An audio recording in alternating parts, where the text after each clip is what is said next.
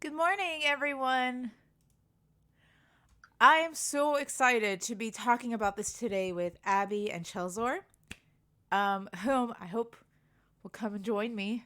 Come join me in this hell. Sorry, I had to mute because I was getting weird feedback. Oh, no, you're good. I had to mute the stream. I have the stream up. Oh, no, you're totally good. Oh, my gosh. So I had to bring a special guest. Chelzor, go ahead and introduce yourself.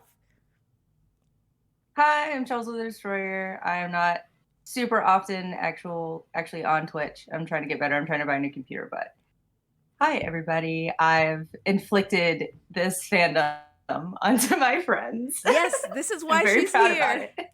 She is here because she has tortured me with this show, and it has been lovely. But also, I will get to the salt eventually because it's there. It's still there. It's fucking like the Dead Sea in my heart right now. But we'll get to that. And Abby, I was very worried that it made you very upset at me. No. Well, yes, but like, no. You know, it's that kind of salt that when you invest in a show. It's fine. Yeah, it's like this is the salt that when you invest in a show and it just doesn't go the way you want to, and you're like just brewing with just anger and frustration. Basically, word for word, what I told her. I'm like, she's was emotionally invested in the show and then was let down by it, and we'll get to why. We'll get to that. I'm pretty sure we'll get to that. Ricey salty as fuck. I'm just thinking about it again, and I'm just like, And I'm gonna poke that. I'm gonna poke that so know. hard. I know it's gonna be there. I will say, this episode of the podcast will be very spoiler heavy.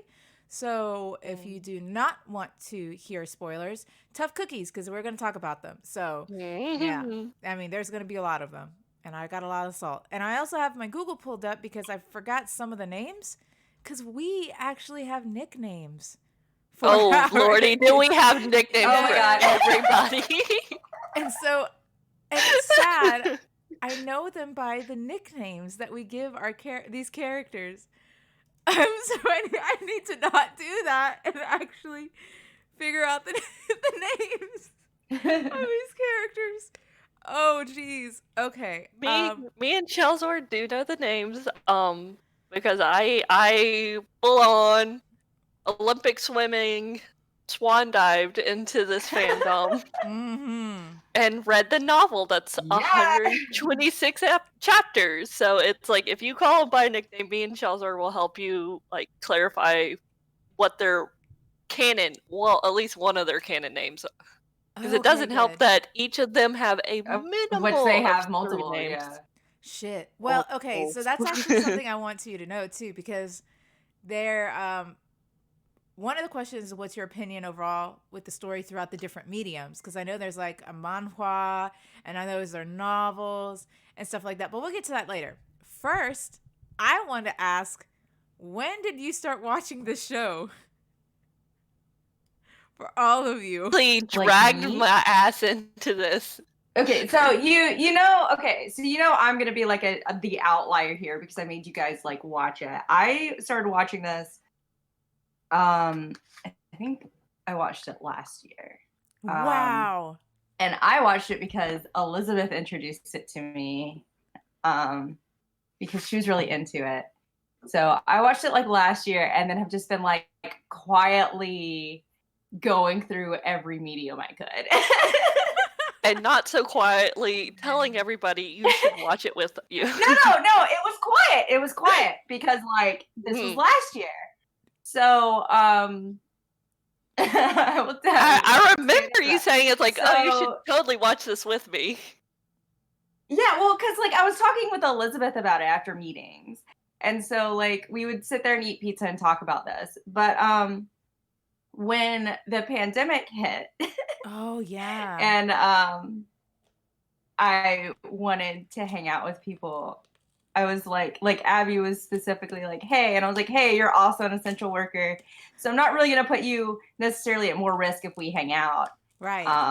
Let's watch this. Let's watch stuff together. Let's watch this. And then that became a thing where like we dragged Ricey and our other friend into it. And I was like, well, I saw something about Netflix party. Let's see what that's about. That way we don't have to actually be in the same room. Right. So me and Ricey, they do know that me and Ricey are co-workers, and our fourth friend is not an essential worker.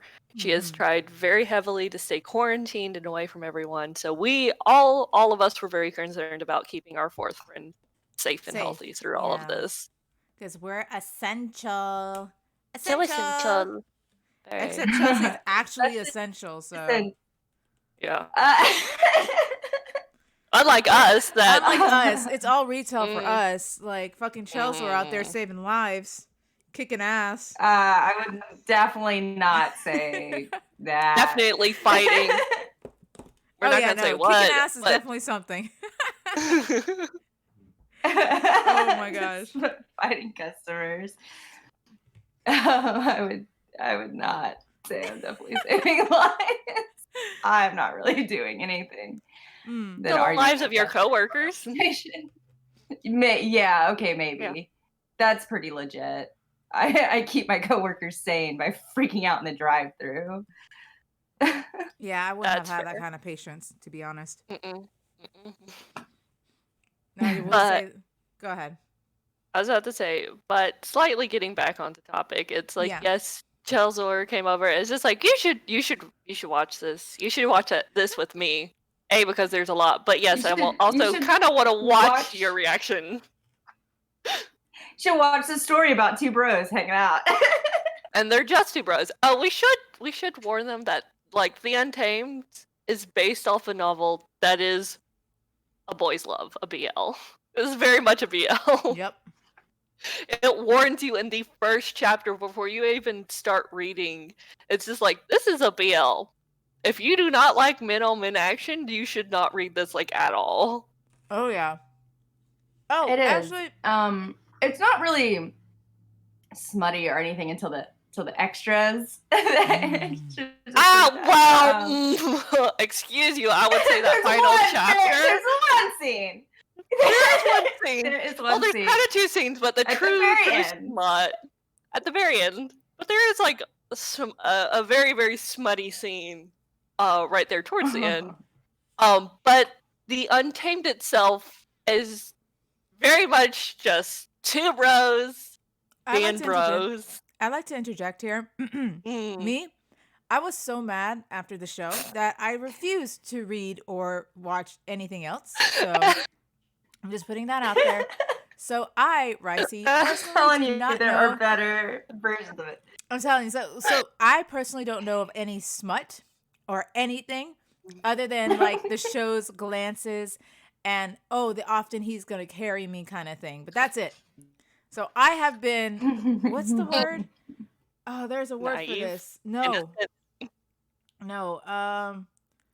Strange. I have been frustrated. There's another word for this. Mm. For the lack of BL, because I know China has their censorship laws and everything. Disappointed? Like, were you disappointed? No, I don't want to say sexually frustrated because that's not on me, but the sexual frustration between the two guys, if that makes sense. Oh, the pining and the denial. Secondhand sexual frustration. Yeah, it's secondhand sexual frustration. Because, like, I just want a kiss, for fuck's sake. No, I just get a look. And, like, the music plays. And I'm like, I get okay, that. I get the fluff. There's a lot of fluff, but I need more. That's for me. Apparently, it's better. It's better in the novel. Yeah, apparently it's better in the novel, but I'm still too salty to read it. I'm just too salty. I can't. Ooh. But anyway. Read the comic. Read the manhwa. There's stuff going on in the manhwa. I want to see good stuff going on in the manhwa. I do want to see the anime though. Or whatever the anime. So far nothing has happened. Nothing like relationship or whatever has happened in the anime. Oh, we're getting sidetracked with the story. Sorry. When did I start watching this? I believe I was at work. You, Abby, and Chelzor, y'all watched, I think, 2 episodes together, I believe it was. Actually, we got up to episode 7. Yes. Yeah, we got pretty far because we met like 2 or 3 times to watch it like together physically. Right. And I remember going into work one day, and Abby's like, "Hey, do you want to join us on our watch party? We're watching this Untamed." And I'm like, me as a K-drama lover, and I also watch a lot of telenovelas. I'm like, "Oh, sure. Well, I'll go try this out." I didn't fucking realize it was 50 episodes long, but that's okay. I will go down and just check it out, whatever. And I did. And I wish I could have told past Ricey what she was getting into, because damn, I'm so mad. I'm so mad. But it's so good. Like, the story is really good. And for an Asian drama, because it's Chinese drama, it's just fucking fantastic. I really like it. I really do. It's my kind of genre of mystery and action that I really like. What is y'all's opinion on your story? On the story overall? Well, Okay. so I will say some stuff real quick about, I guess, our history. So part of the whole reason why I was like, oh, Abby, sorry, start watching this with me specifically, is because it is 50 episodes long and it's a lot.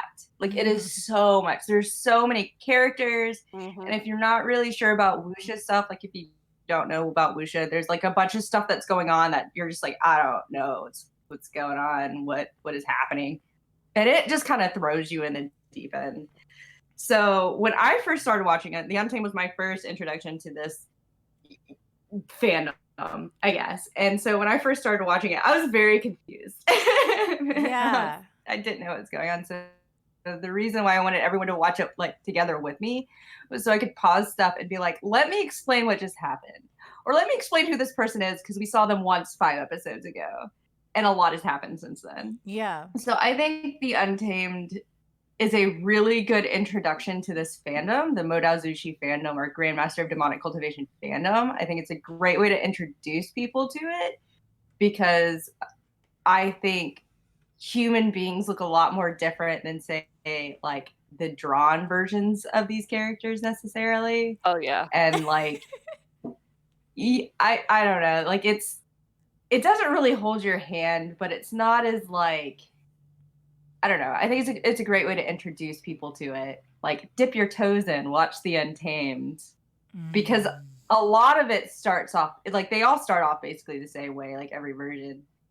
But like, I don't know. That's why I wanted like people to watch it with me, so I could like make you guys fall like swan dive into this fandom. And so far, it's worked for Abby. It has not worked for Ricey. I'm working just so on it. salty. I'll tell you in a second. No, It's I like know.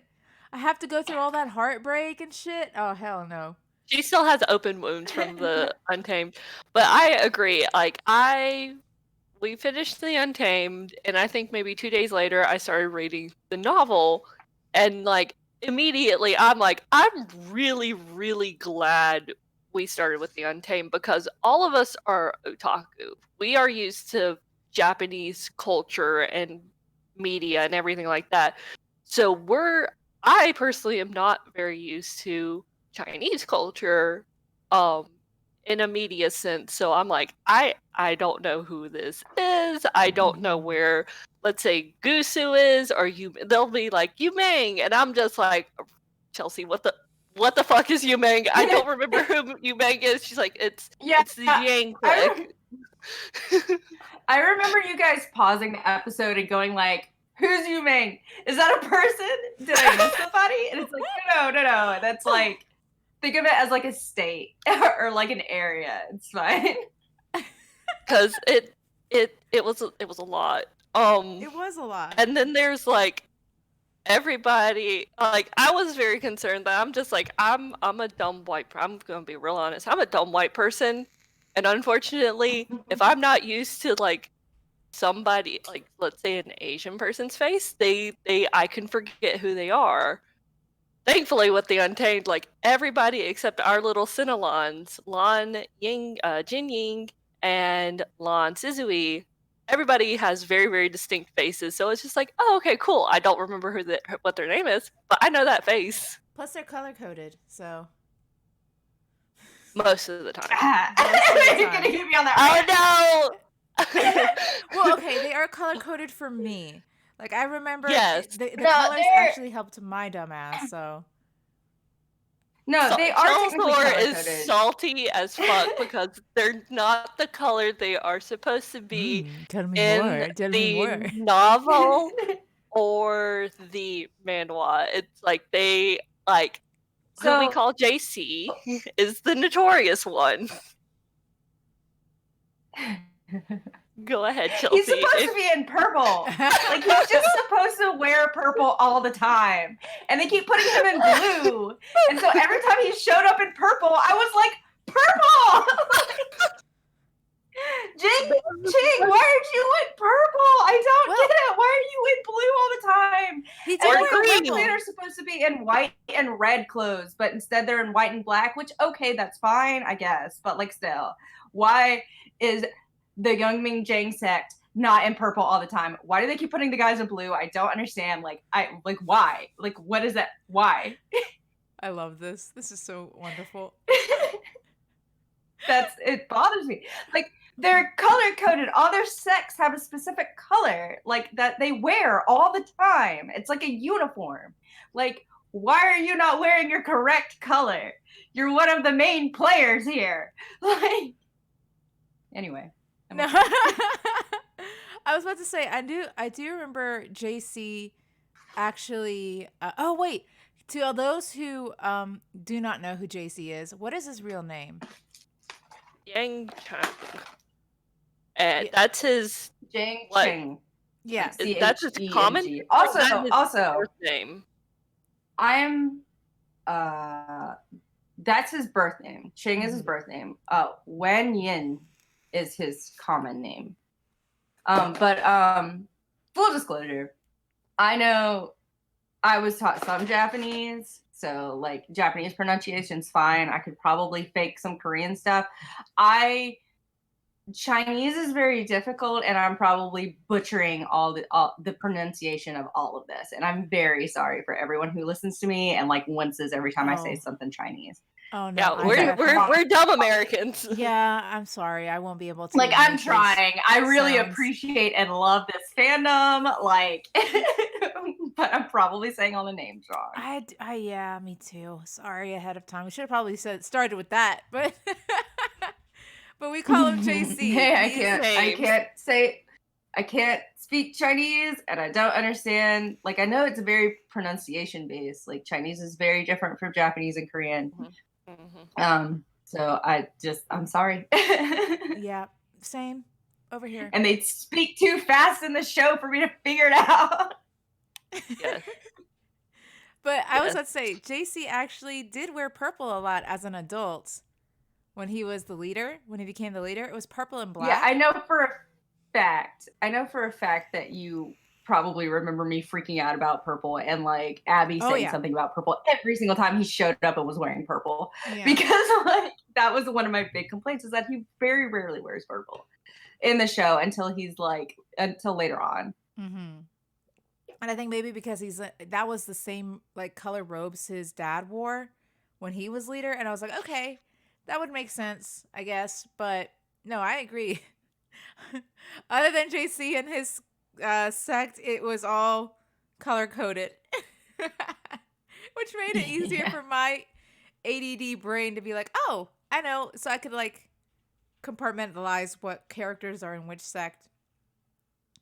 But yeah, so your story, So Quingy and Nai sect is not in their colors either. Like they're always in like gray, and they're supposed to be in green. It's another little tidbit, but at least okay. So it's fair that the Nai sect, so it's like Nairo and Dandy, who we have named.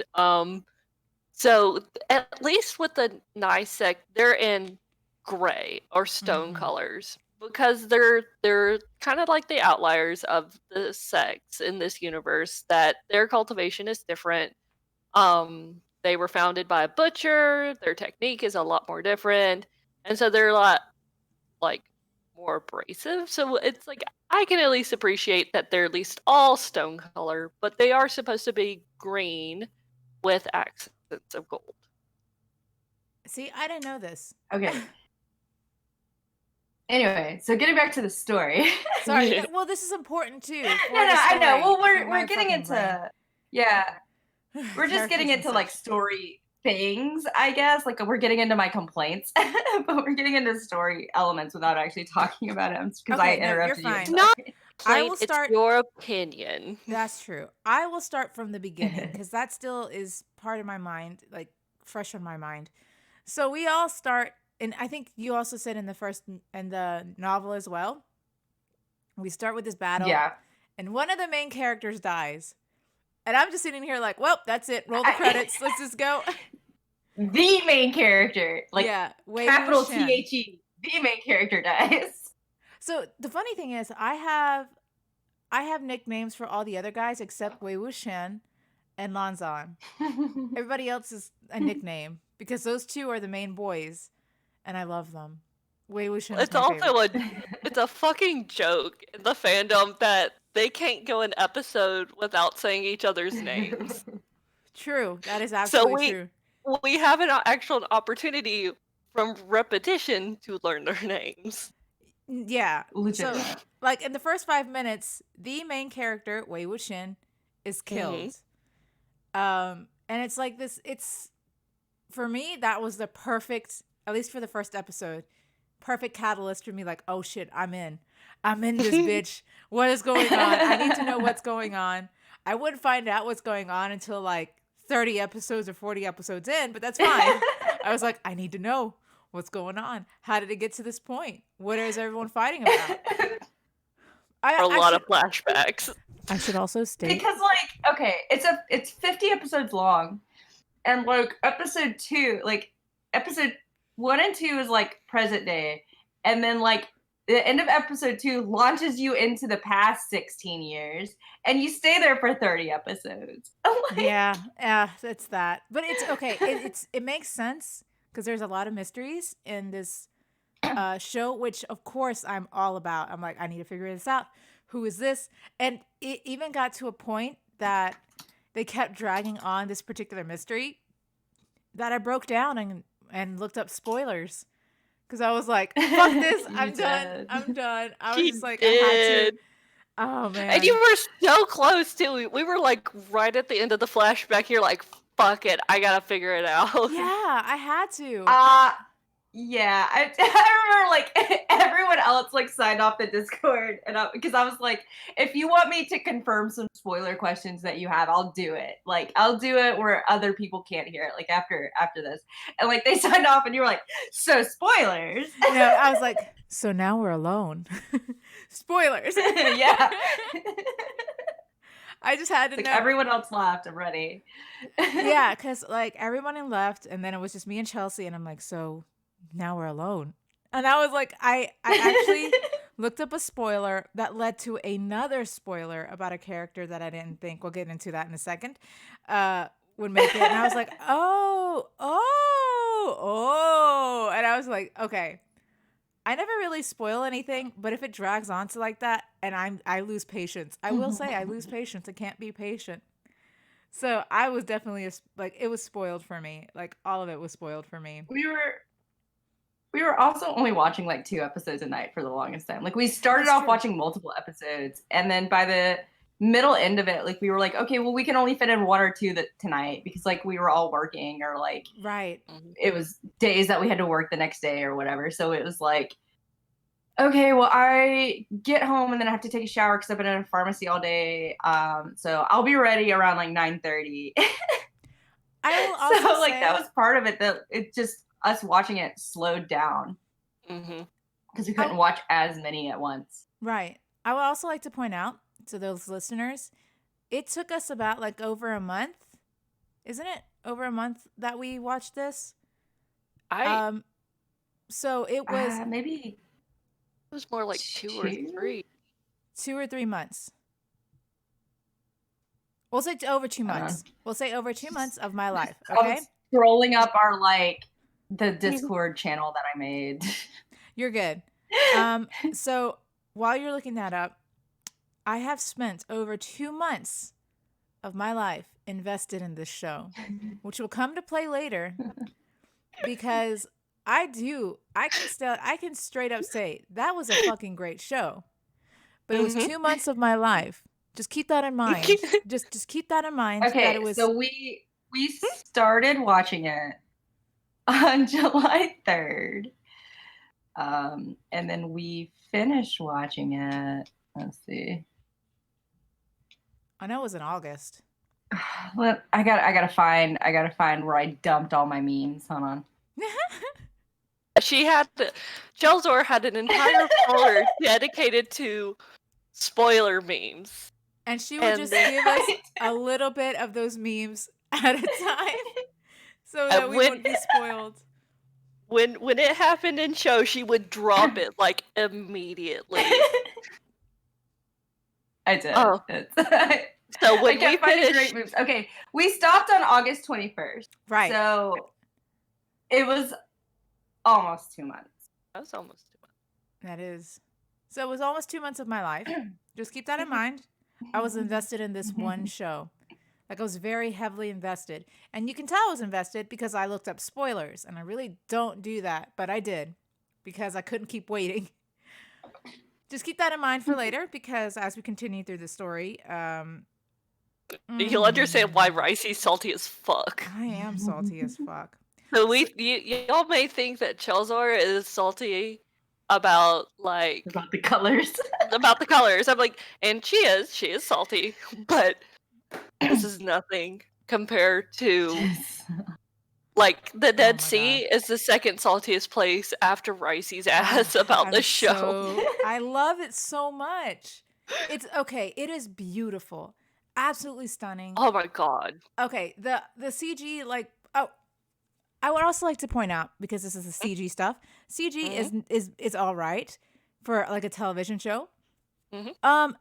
There is blood in this show. There is gore. Just keep that in mind, okay? There is blood and there is gore. So I'm just gonna go ahead and say salty because it's hurt. I was about to say. There is blood. I would not say there's gore. Dude loses his arm. Come on, that's gory. Girl, I saw worse gore in, what was it, the 13th Warrior, and that was done in what the Oh yeah. Okay, all right. So there's blood and limbs. Let's just say blood. I will say it's not super bad. I mean, it's a historical drama. We were making fun of like how everyone keeps having like ulcers because they would just like randomly split blood constantly. Yeah. Or like, and my second watch through, like when I was invested, but I already knew everything, so I wasn't like. I noticed a lot more stuff that was just kind of funny or like awkward. And so like, oh, dude's arm got cut off, and then it was like, wow, very obviously his arm is just strapped to his chest in his shirt. Oh yeah. But I will, you know, I will also say I love that there's multiple villains, which is sprinkled throughout the story, which really changes. Like, okay, so who are these villains? It's not just one main villain, but there are different villains, or at least like there's sub-villains. Yeah, sub-villains and stuff. And I'm the kind of person who I want justice. I want sweet revenge throughout the story. And yeah, at first, like in the first episode, it was the family who, what was it? The body that Wei-Wuxian, the Mo of they got their comeuppance, you know, and I'm like, oh, this is nice. Oh, how interesting. Oh, wow. Okay. And this was like what, first 5-6 episodes of this? That was it's literally in the first 2. Episode 2. Yes. Yeah. Well, episode 1. You're right, episode 1, because then he leaves and goes to the mountain. So episode 1. That's right, because episode 3 is the flashback. So you start off with there's this family who's torturing their son or something? It was their nephew. It was the nephew. Yeah. Which it gives you more information about who this person is in the novel. But we kind of have to explain what's going on. So Wei Wuxian dies within the first 5 minutes of the show. Then 16 years later pass, and then he gets not reincarnated. He gets summoned into a body, and the body is Mo Zan Yu. And Mo Zan Yu offers his body up so that Wei Wuxian would enact revenge for Mo Zan Yu. And Mo Zan Yu, part of the reason why, is that his aunt and uncle and his cousin are all very physically abusive to him and very degrading to him.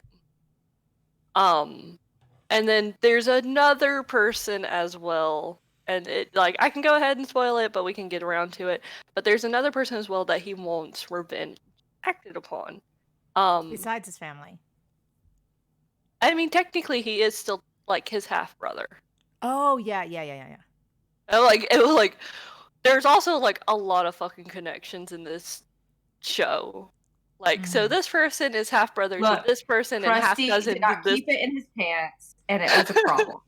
Yeah, I warned you guys. I was like, so this dude doesn't keep it in his pants, and it causes problems. Okay, so can you please explain who Krusty is? Because we know who Krusty is, but anyone listening may not know who Krusty is. Original nickname was okay. So here's one thing. I will say part of the story is that the whole story revolves around 5 different cultivation sects in China. If you don't know what cultivation is, it's kind of like it's like this mystical, like spiritual historically thing in China where like they're trying to cultivate to immortality, and they have like spiritual powers. They can ride on their swords, like fly on their swords, and like this kind of stuff. So it's like mystical stuff, kind of fantasy. So there's 5 different sects, which there's the Wen clan, the Nai clan, the Jang clan, the Lan clan, and the Jin clan. And so that's kind of, it's all like this political struggle between them is kind of what the story is. And so our main character, Wei Wuxian, was taken in by the Jiang clan. His bro is from the Lan clan.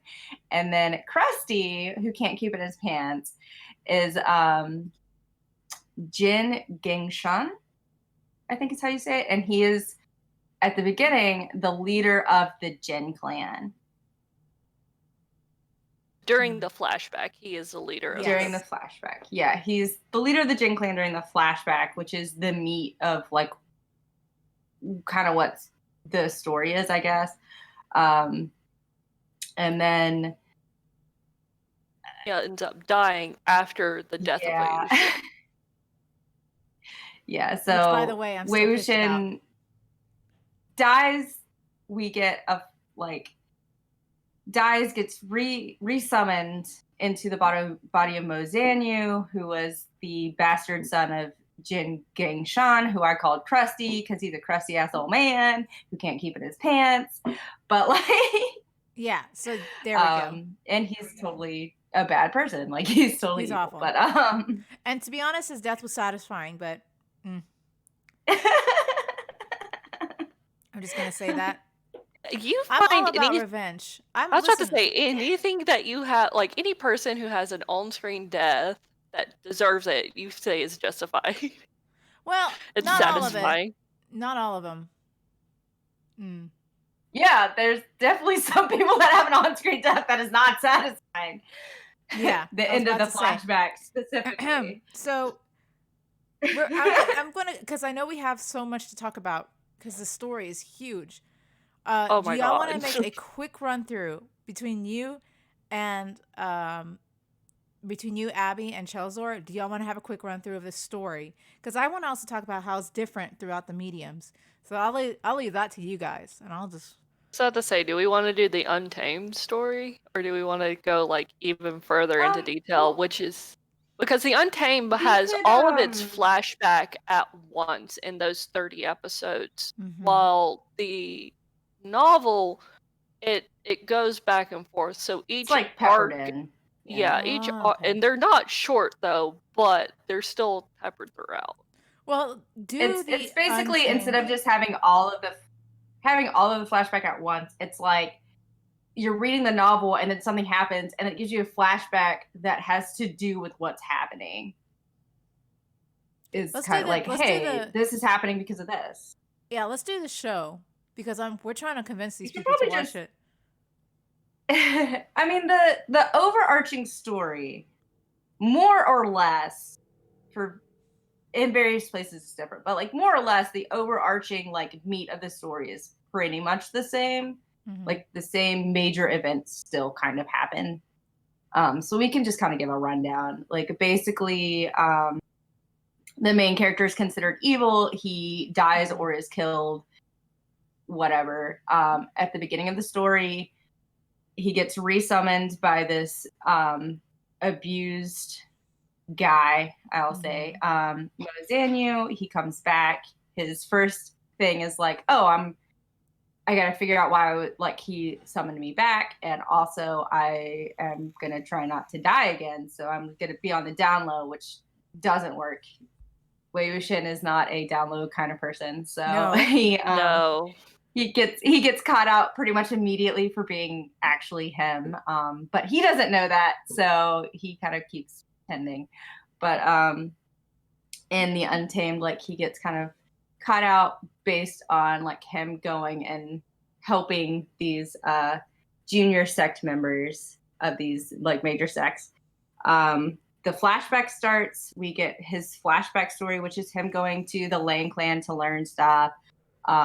some political stuff happens. The Wind Clan decide that they're going to be the only cultivation sect, basically, and they're going to absorb all the other cultivation sects under them, which causes a war. And so a big part of the flashback is this war against the Wind Clan. Mm-hmm. So all the clans go to war.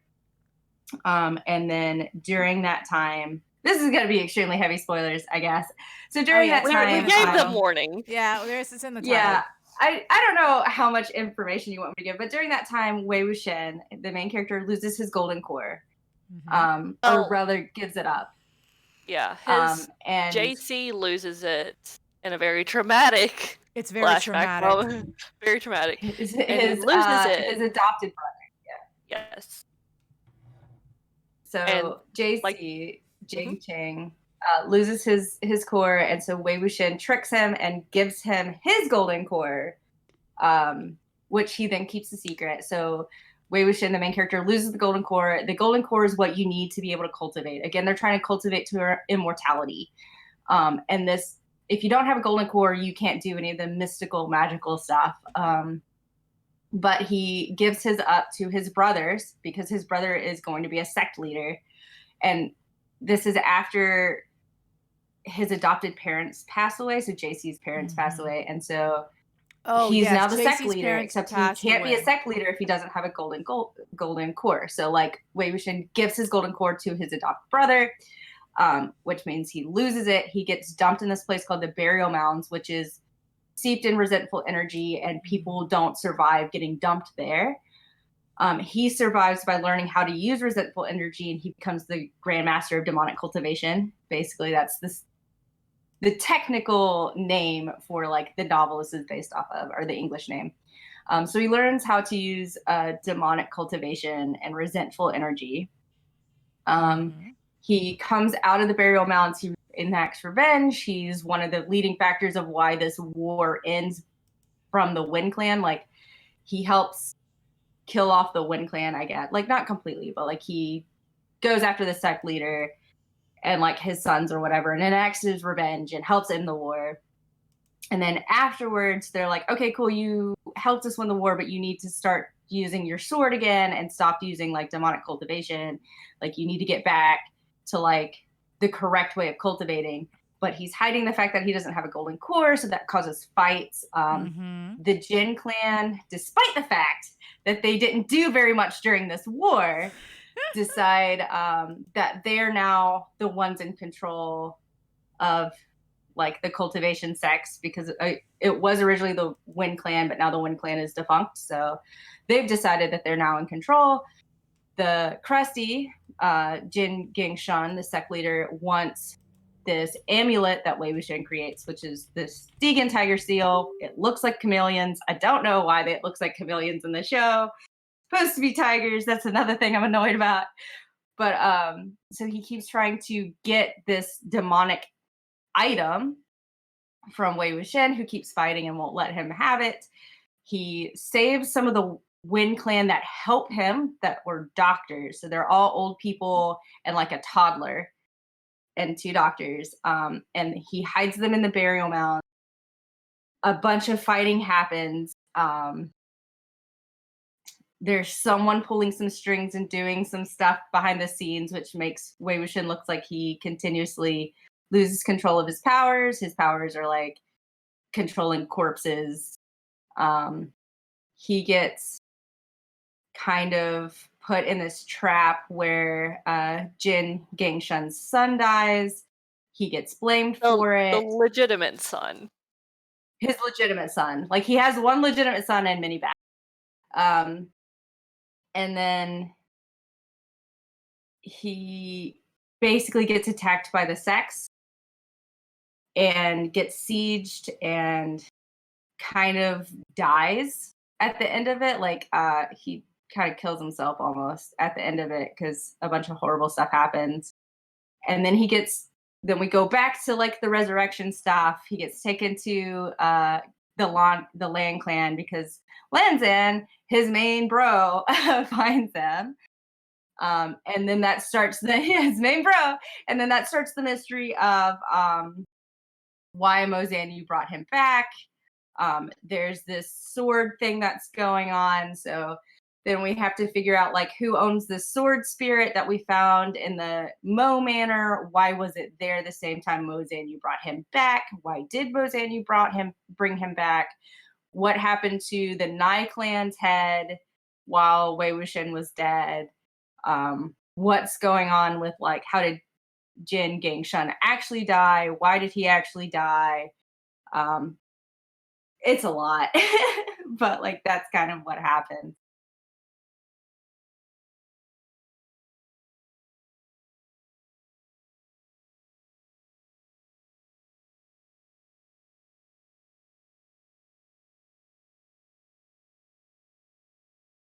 But Yeah, I was trying to give like a very broad, like right, this is like what happens.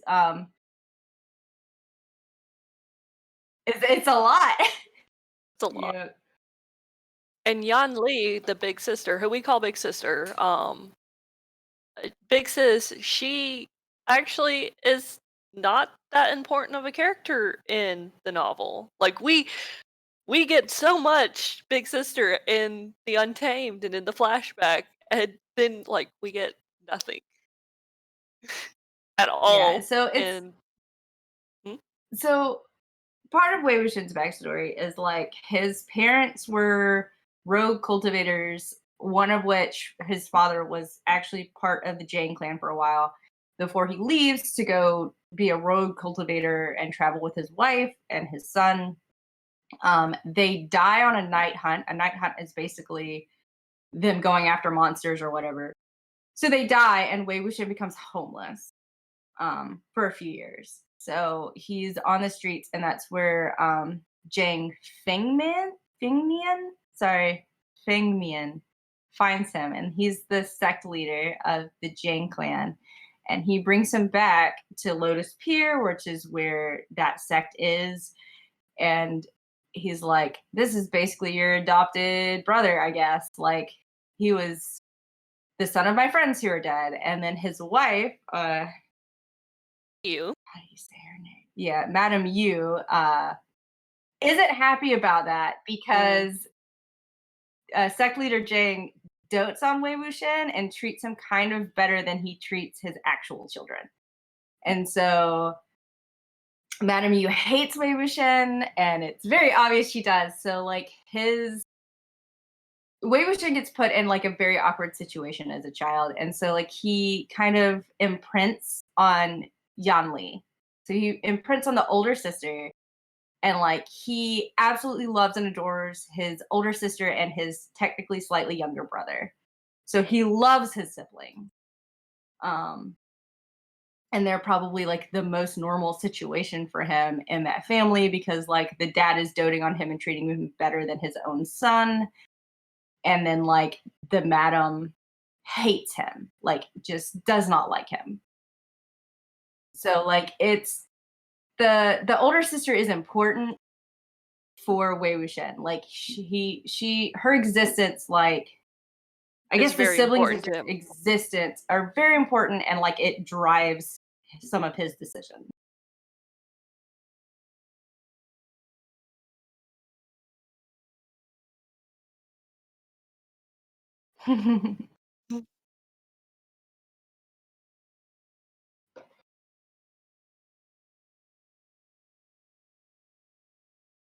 Oh, you need to explain who Lin Kuang is just a little bit, if you can remember. If not, me and Chelsea can explain who she is. She is a badass. So Wen Qing is from. No, I like that's why I'm like you kind of need to explain who she is if you can remember. But she's from the Wen clan. She's the one that took Wei Wuxian and JC into her literal Wen home on Wen territory after the fall of Lotus Pier and after JC lost his golden coin. And she took care of them and helped them. She also took in Yan Li, but again, it's like the novel is fresher on my mind, and Yan Li was just not there at all. Um, but in the Untamed, Yan Li is there, so Wen Qing takes all of them in, and the reason she does this, and like you said, she's an older sister, is because she's a big sister of Wen Ning. And Wen Ning, like, is the ghost general, and we'll explain why he's a ghost general later. But Wen Ling really looks up to Wei Wuxian because Wei Wuxian is kind of the only person that, outside of Wen Qing, treats him nicely and actually tries to be his friend. So when Lotus Spear fell, rescued JC and Wei Wuxian. And then why he's a ghost general is because he does die in the flashback and is resurrected by the demonic cultivation that Wei Wuxian does. But yeah. So yeah, it's real big. But Wen Qing is a doctor, and she's like the best doctor that exists. But she's part of the Wen clan, so she's part of the people that Wei Wuxian saves from the Jin clan and hides away in the burial mounds. She's very frank. She's very like abrasive. She's a pretty awesome character. She's awesome. And her story is sad. Her story.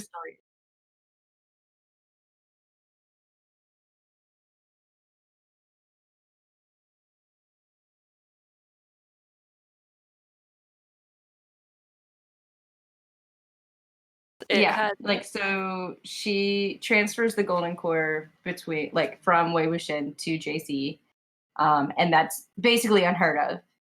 And it was something that she kind of theorized about, and like Wei Wuxian found it, was like, you have to do this, and she's like, well, it's only going to be, even if I do, you only have a 50% chance of it working. And he was like, I don't care, 50% is better than 0. Do the thing, because he loves his siblings.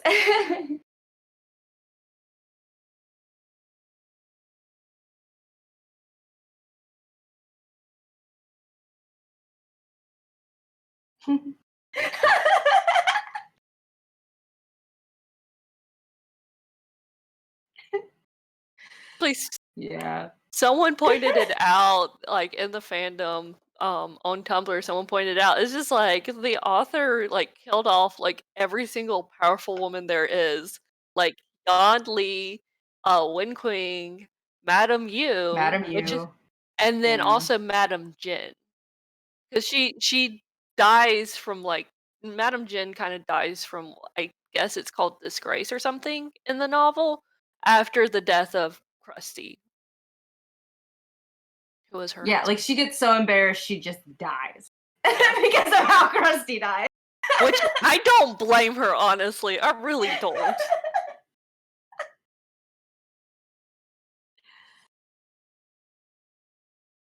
Ning comes back.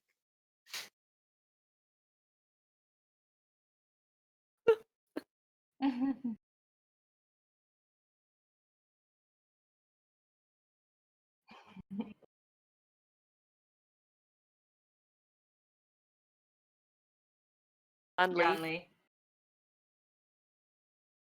Yeah.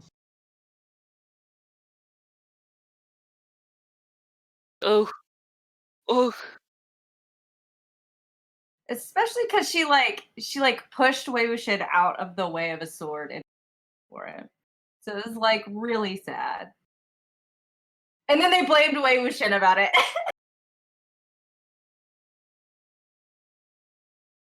Well, to be fair, the whole reason they were fighting was Wuxian. Well, the whole reason they were fighting was Jin Gengshang, but whatever. They blamed Wei Wuxian for not just doing whatever the Jin clan wanted. Like, fuck that. I have a lot of opinions. I have so many opinions about this. Anyway, so my favorite character is actually just the main characters. Like, I'm basic. I like Wei Wuxian and Lanzan. Followed by, I really like the juniors. The juniors being a group of 4. They're technically 4. So that you have Lan Shizui, Lan Jingyi, Jinling, and I think it's Zinzhen. It's Ouyang Zinzhen. Zizen, sorry. Ouyang Zizen is like the fourth one.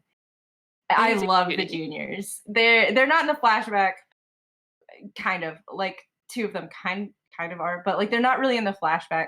They would be Yeah. like super young children. But I love them. They're pure. They're adorable. I love them too. I like I'm an aesthetic person. I like everything about the show. It's just so good. It's so pretty. Like all the actors and actresses are just like spot on and beautiful. My all-time favorite character of all time, who we have called Dandy, and he is a bit of a dandy, which Yes! is why we call him Dandy. Naha Song. Song, I love him so much. I adore him. I love him. He's the present day sect leader for the Nai clan. His big half brother, Nai Ming Jui, was the sect leader throughout the flashback.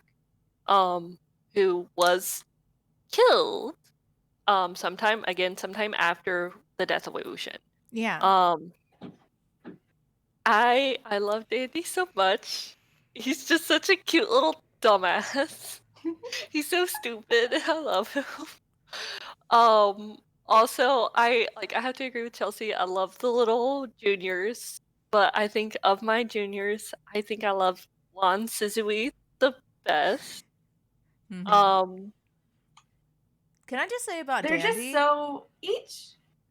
Yeah. Oh, sorry. I just remembered something. I remember Abby was asking you, Chelzor, like, do you have any memes for Dandy? And you're like, no. Unfortunately, there isn't a lot of memes with Dandy. Ha, ha, ha, ha, ha, ha. And I'm like, oh. When I discovered the spoiler, I'm like, oh shit, that's because everything is about him. Oh no. Yeah. Oh no. Oh no. Yeah, so watching this, I was like, y'all, like I dropping memes in that were relevant to every episode. So like an event would happen and I would drop a meme. And I was like, if you guys want like character memes, like just let me know and I will find memes. But do not go look up shit. Like don't go look up your own memes. Like don't look it up. Don't look up anything. Don't look up pictures. Don't look up art. Don't look up anything.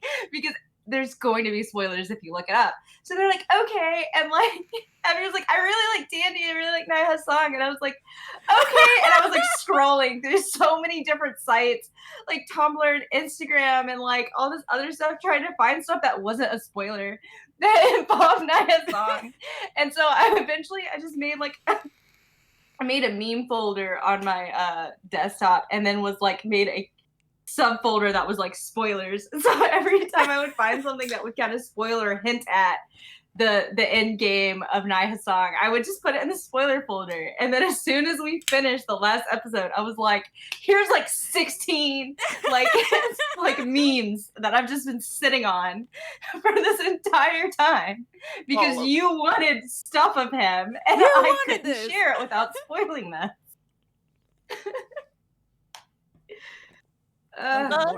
Okay.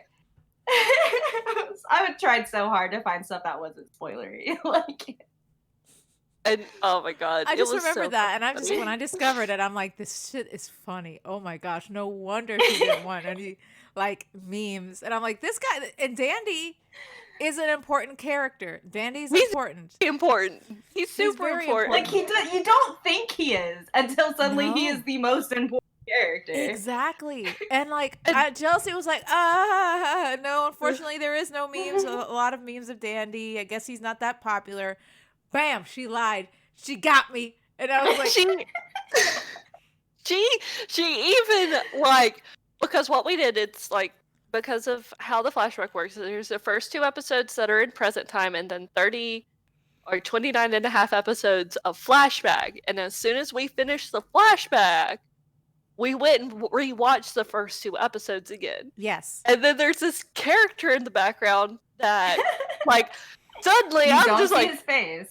We don't see his face. You don't. He shows up twice in the very first episode because he's the one that has encouraged someone to talk to the juniors or the Cinelons, because it was just the Lon clan, the Lon juniors that were there. to talk about Wei Wuxian and the Yingling Patriarch, which is who Wei Wuxian is. Mhm. And like he's in the background and he's really super downplayed and everything. And I'm just like, I remember first time watching this, I'm like, who's this? What's going on? Why aren't we showing his face? What's going on with the gauntlets and stuff? It seems very important. And we go back and watch this, and he has a fan, and I'm like, bruh, Dandy, what are you doing here? This I had isn't to lie Dandy. my ass off. You fucking lied your ass off. I regret it. Okay, so like I didn't think about it. I legitimately didn't think about it. So like Heather, the other person we were watching it with, was like, I want to go back after the flashback and rewatch those first 2 episodes. And I didn't think anything about it. And I was like, yeah, sure, okay. Because the first 2 episodes are in present time. Yeah. And so I was like, yeah, sure, that's fine. We could go back and watch it. And then like at the end of like the flashback, I was like, oh shit, I should have been like, no. But I was like, yeah, okay, sure. I've already said yes multiple times. Like, okay, we're gonna go back and watch it. And so like Abby's over there trying to figure out who the person with the fan is, and I'm sitting there lying my ass off about it. Because Mandy is the only relevant person throughout this entire fucking series that has a fan and has a fan constantly. Mhm. Except for like kind of this guy who's telling the story to the Lon Juniors. He has a little bit of a fan, but he doesn't. Important, and he's just an old man. He's just an old man. We never see him again. I don't even know if it's like he's like an extra that shows up in other scenes or whatever. But like, so basically, what they're in like this place that's like I don't. He's not a teacher. Like he's just telling stories. Like, Yeah. So he's like telling stories and like history and stuff. And so it's like that's why you get a lot of like in fandom stuff where like Nai Hassan will like is a patron of the arts and will like make like little plays and playhouses and stuff. Because that's basically what it is. They're there to watch the ancient Chinese equivalent of a movie, where like this guy is telling them about like history or telling them the story. And so he was paid to talk about the Yiling Patriarch, which is Wei Wuxian. So that's what it is. He's telling the story of the Yiling Patriarch or Wei Wuxian. Yeah. So that old man is not important in any way. He's like that was the one he's just thing telling where the you're story. like, no, fans are common. It's hot in China. People use fans. I was It like, could just be a hot. random It could person. be muggy. It gets humid. And I was like, and the one saving grace was like, Dandy was dressed differently than he has ever dressed in that scene. He's wearing black. He's got gauntlets on. His sleeves are tighter. Usually he has like long flowing sleeves, and like he's wearing light gray. And I was like, that is my one saving grace, because you guys were like, oh, is it Zhu Yang? Is it this dude? Is it this other guy? And I was like, maybe. But the big thing for me was the fan. I'm just like, what fan? You're like, nah. I was like, maybe trying to throw you off. You're like, I'll go watch it on my own again, and I'll get details, and I will pay attention. You're like, no, I'll do that. I was like, don't do that. All right. I worked so hard about that. I'm like, I'm gonna figure out who this person is. So like, I will say, as much as I love the main characters, I do love the villains, because the villains, those are some good villains. I was about to say, they were written so well, except Yademon. Yademon was just crazy, but love Yademon. Yademon was also written really well. He was crazy. I know. Okay. All right. We're going into this because I have some stuff. Okay, let me explain Yademon. Like why he was like he also, was. what is his name? Because we know him as Yademon, but what is Zhu Yang? His name is Zhu Yang.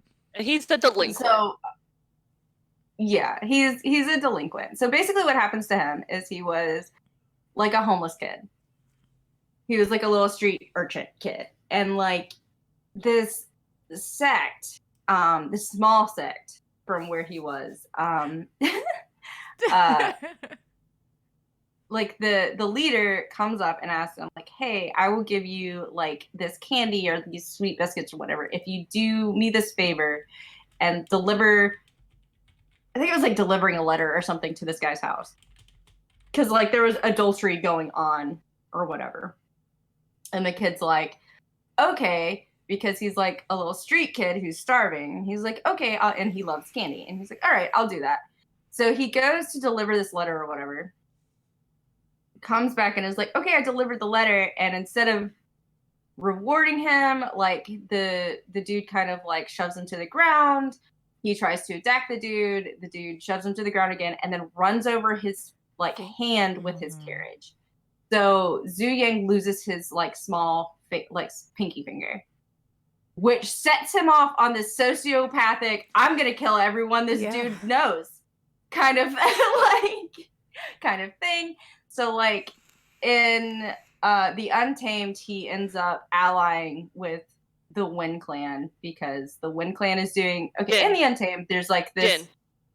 He ends up siding. He in the Untamed, he ends up with the Wen clan first. Yes. Because he's looking for like the iron or whatever. Yeah. Yes. So he first ends up with the Wen clan. So in the Untamed, there's this whole part of the reason why Wen Rohan, the sect leader of the Wen clan, is evil is because there's the yin iron, which is like used in demonic cultivation. It's this evil like iron thing.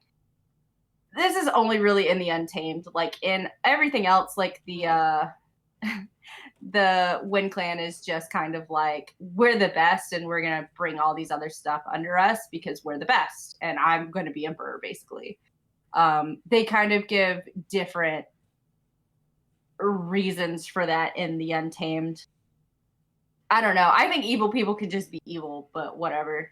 They have to have reasons. That was so he ends up under the Wen clan, and he like the whole promise is eventually, if you give me the yin iron or if you work for me, whatever, you'll eventually be able to destroy this entire sect whose leader cost you your little finger. In other versions, he just goes off and like murders this entire sect. Like he still murders the entire sect in the Untamed, but like in like the novel and stuff, he just goes off and like kills them. He crazy. And then he gets brought in under the Yin clan or Jin clan, sorry, later because he's a delinquent that gets arrested and like all this other stuff. But like we call him a demon. We have a lot of jokes about him, which is basically just joke like, was what happened was it's yo like, demons, it's me, your boy, and then your boy, it's me, your demon.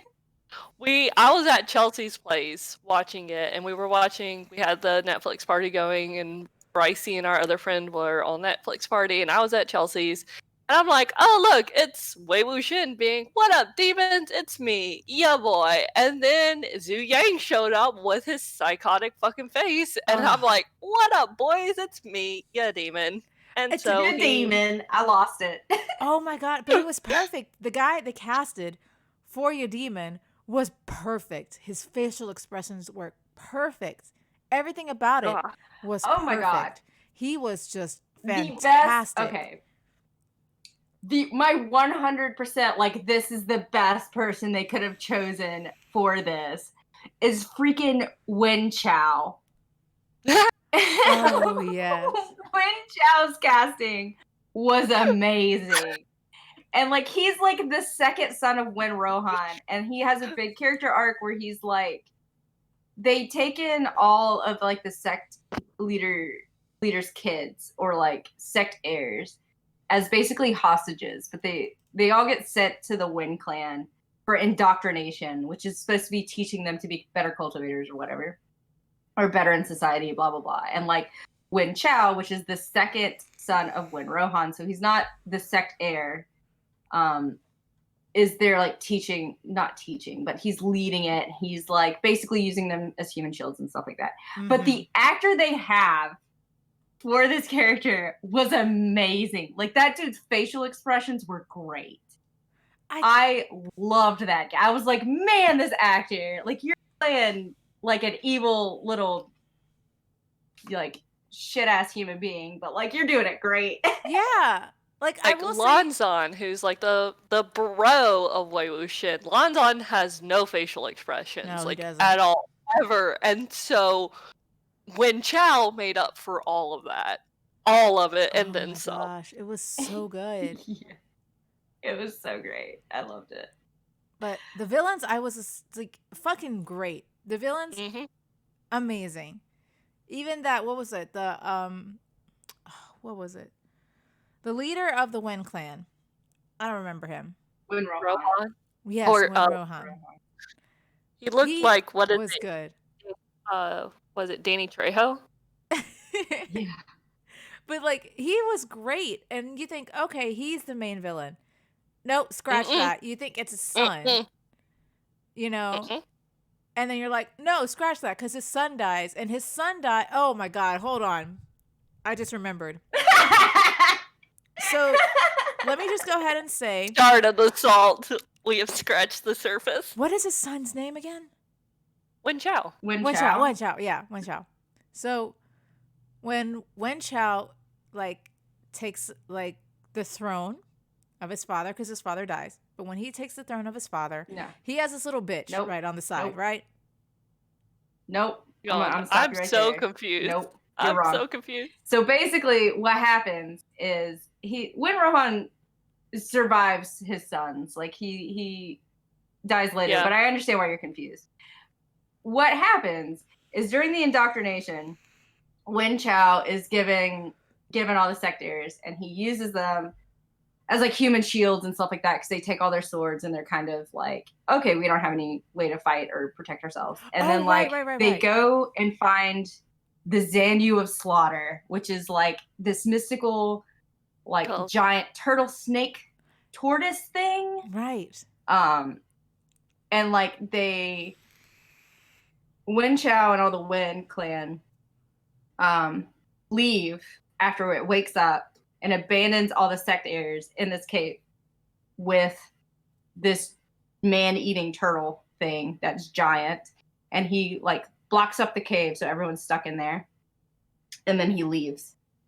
Well, Lanzan and Wei Wuxian, like everyone else get out except for Lanzan and Wei Wuxian. They kill it. They get rescued by the Jang clan. And then Wen Chao's like, hey, I totally killed that thing. Except there's total witnesses that say, obviously, he didn't kill that thing.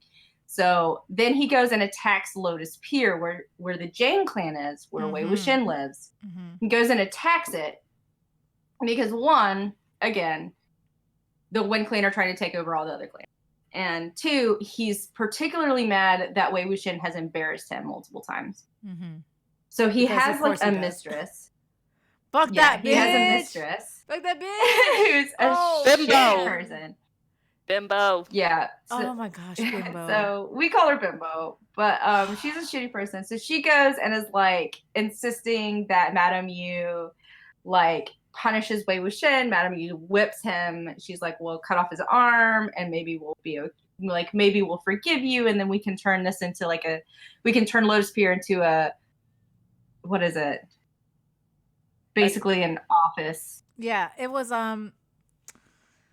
supervisory it's on the tip office. Of my tongue. Yes, supervisory. Yeah. Yes, supervisory office for the Wen clan or whatever, which kind of starts this huge fight. So like, a fight happens at Lotus Pier, and Wen Chao eventually shows up, and basically they kill Madame Yu and Zhang Fengmian, who are the leaders of Lotus Pier and Jang, and then like burn Lotus Pier to the ground, and like they like JC and Wei Wuxian and the sister have to run. Yeah. And like they sneak out or whatever. Right. And then some stuff happens and JC ends up losing his golden core and blah blah blah. But the first thing Wei Wuxian does when he gets out of the burial, like Wen Chao finds him after he gives up his golden core and he throws him into the burial mounds. That's how he ends up there.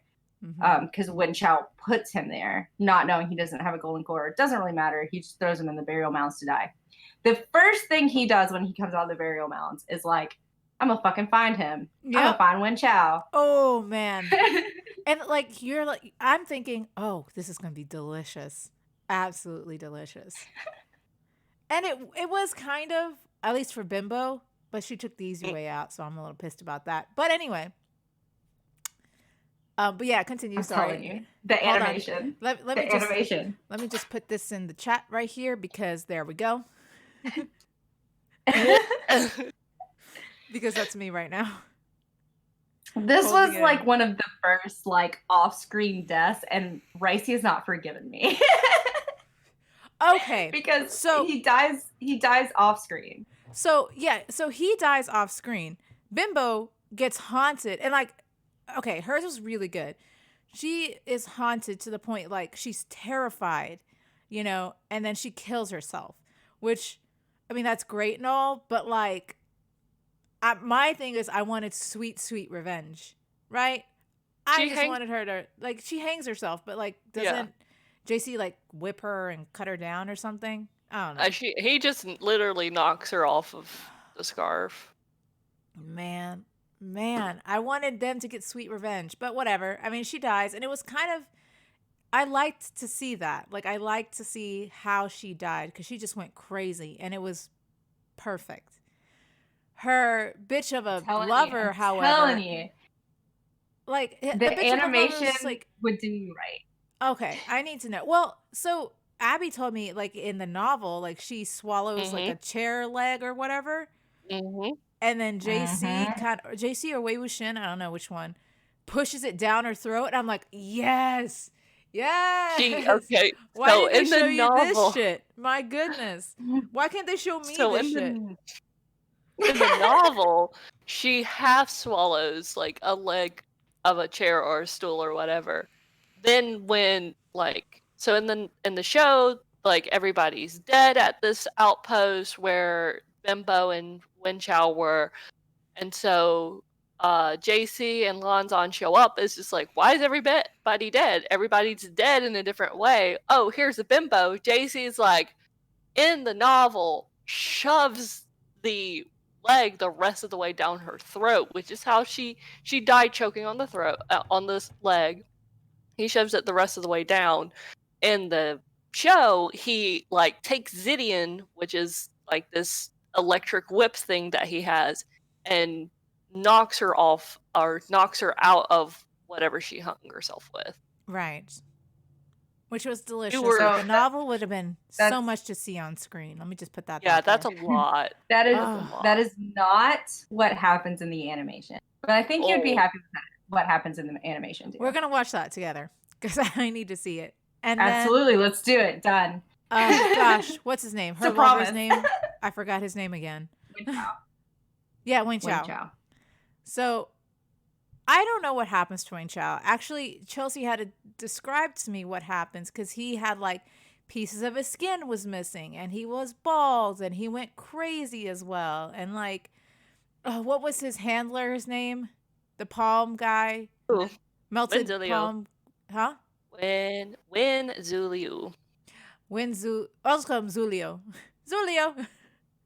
He, poor guy. For a fraction of a second, I felt bad for him because he was like he was like Wen Chao's handler, and Wen Chao was treating him like utter trash. And he's like, you know what? Fuck it, I'm out. And he's like, no, come, you're crawling back to him. And I was just like, oh, you just left.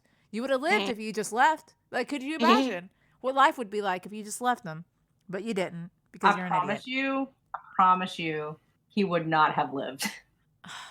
Well, true, but Like he would have had a fighting like chance. he called JC his golden core. Like he would not have lived. True. Wei Wuxian would have found him. Like even if Wei Wuxian's like, you can just leave. It's like, I want to hurt Wen Chao, so I'm gonna tell you can just leave, and I'm gonna hope you do, but I'm gonna find you later. Like Yeah, but fucking Wen Chao. So, what was it? Lonzon is there, and Wei Wuxian is there, and JC is there. And they find Wen Chao. And what do? I'm sitting there with anticipation, super excited. I'm like, sweet, sweet, sweet revenge. He tells they tell Lang Zhao, you're too righteous to see this. You need to go. So this motherfucker walks out, and us as the audience walk out with him. Like the camera just shows fucking Lonzon, and I'm sitting here the camera shows Lonzon walking away. Scream come from the house behind him. Yeah, and you hear the scream. Lost it. And I'm like, I'm not righteous. I want to see what happens. I'm not righteous. Why do you do this to me? And he was like the big bad after, and I'm just like, why? I'm like, I was satisfied with Bimbo. However, Wang Chao was the one guy who was like sweet revenge, right? Wrong. I was wrong. I was gypped and I was mad. And that's when the salt began because I wanted And then sweet it just revenge. grew. I wanted to see it. I didn't off-screen deaths, especially for villains. I will agree. I was will mad. agree. Like, I kind of wish they had like tortured him a little bit more, or like Yeah, showed us a little bit more. But like, show me. That's all. Chelsea was right, or Chelzor was right. Chelzor told us, or tried to comfort Ricey in her moment of salt. I was so salty. Oh my gosh. I'm And just saying like, that in the novel he is missing like all of his fingers, like he can't even chunks of him. yeah. are He was eating missing, and himself. And yeah, I'm just like, it.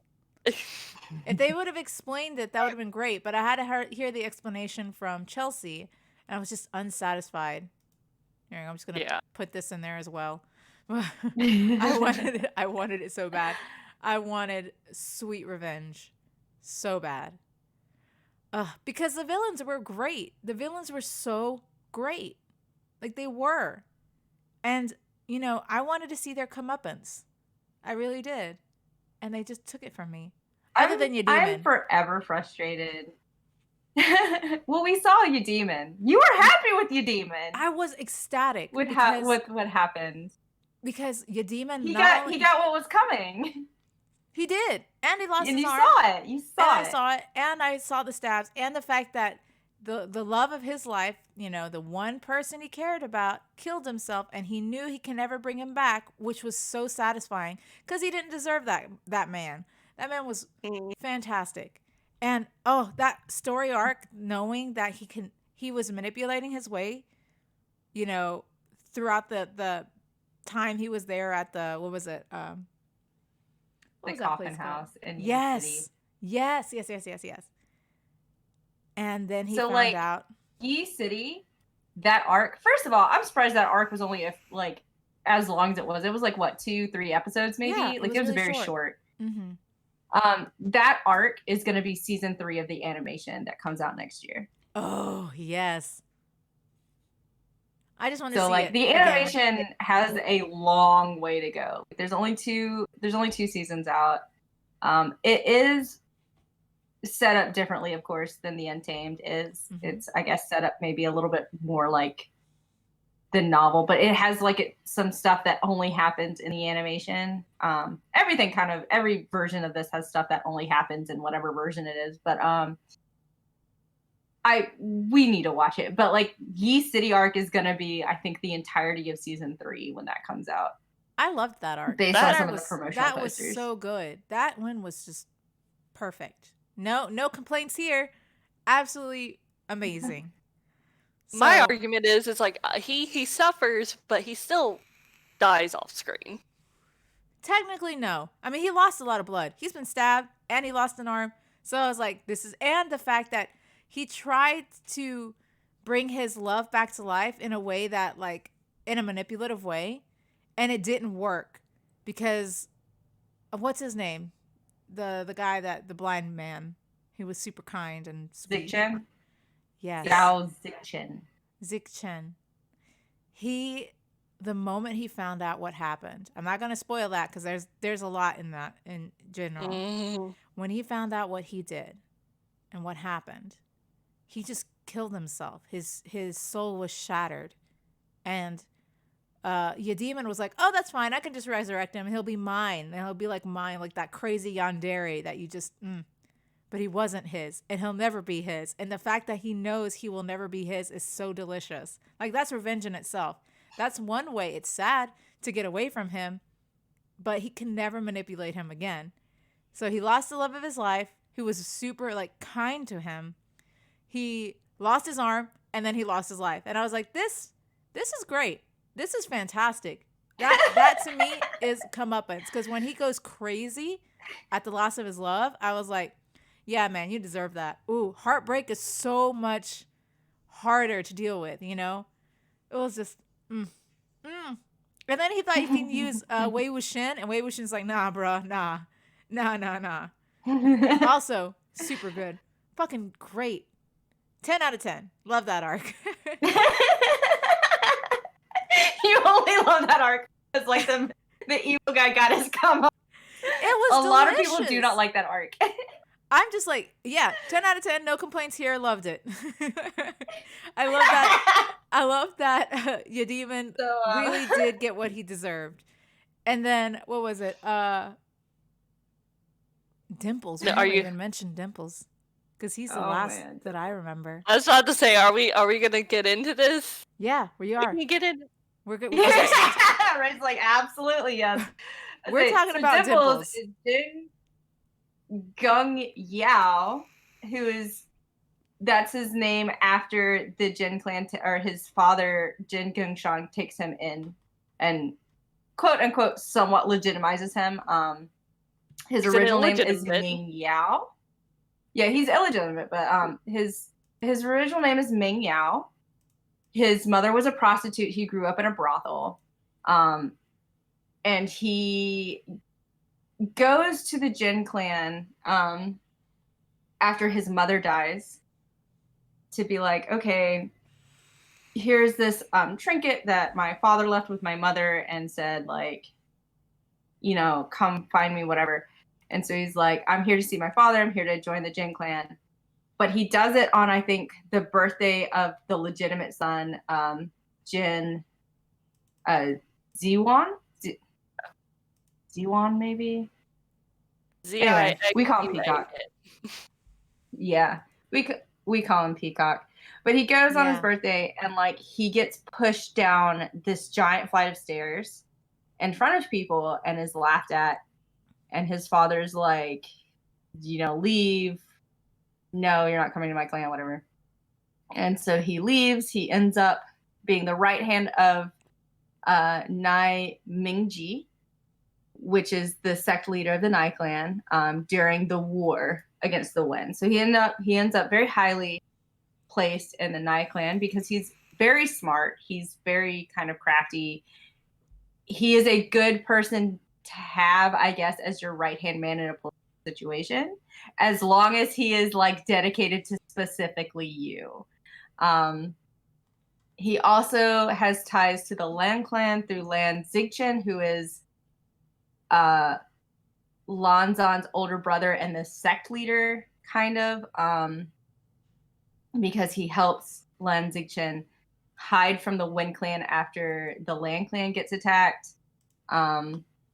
And eventually he spies on Wen Rohan as Wen Rohan's torturer and right-hand man, kind of. And he ends up killing Wen Rohan, like he stabs him in the back.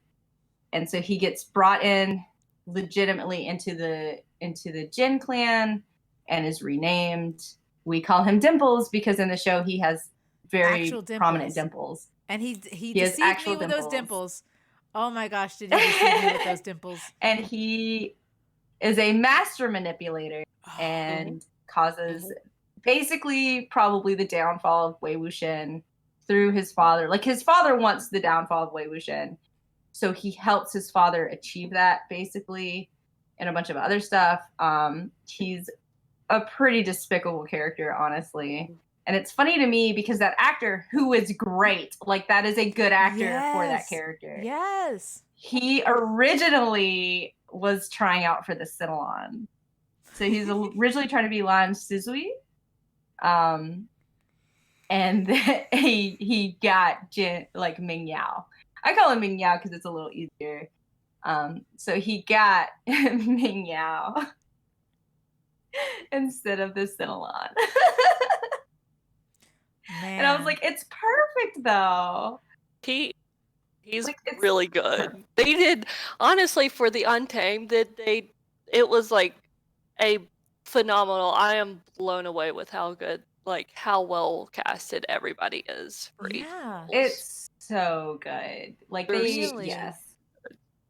So also, like, this is off the subject, but Zhao Zhan, who is the actor for Wei Wuxian, got a lot of flack about going out for Wei Wuxian because, like, he was like 20, 26, 27 or something, I think, when he went out for it, and they were like, no, you're not going to be a good fit. This isn't going to work well for you. Dang. And he worked really hard, and he got it. He got the role he wanted, which was Wei Wuxian. And then he, like, no one else in that show, like, I don't know, you cannot convince me that there is a better Wei Wuxian. Like, No, I think he was perfect. he was so good at it.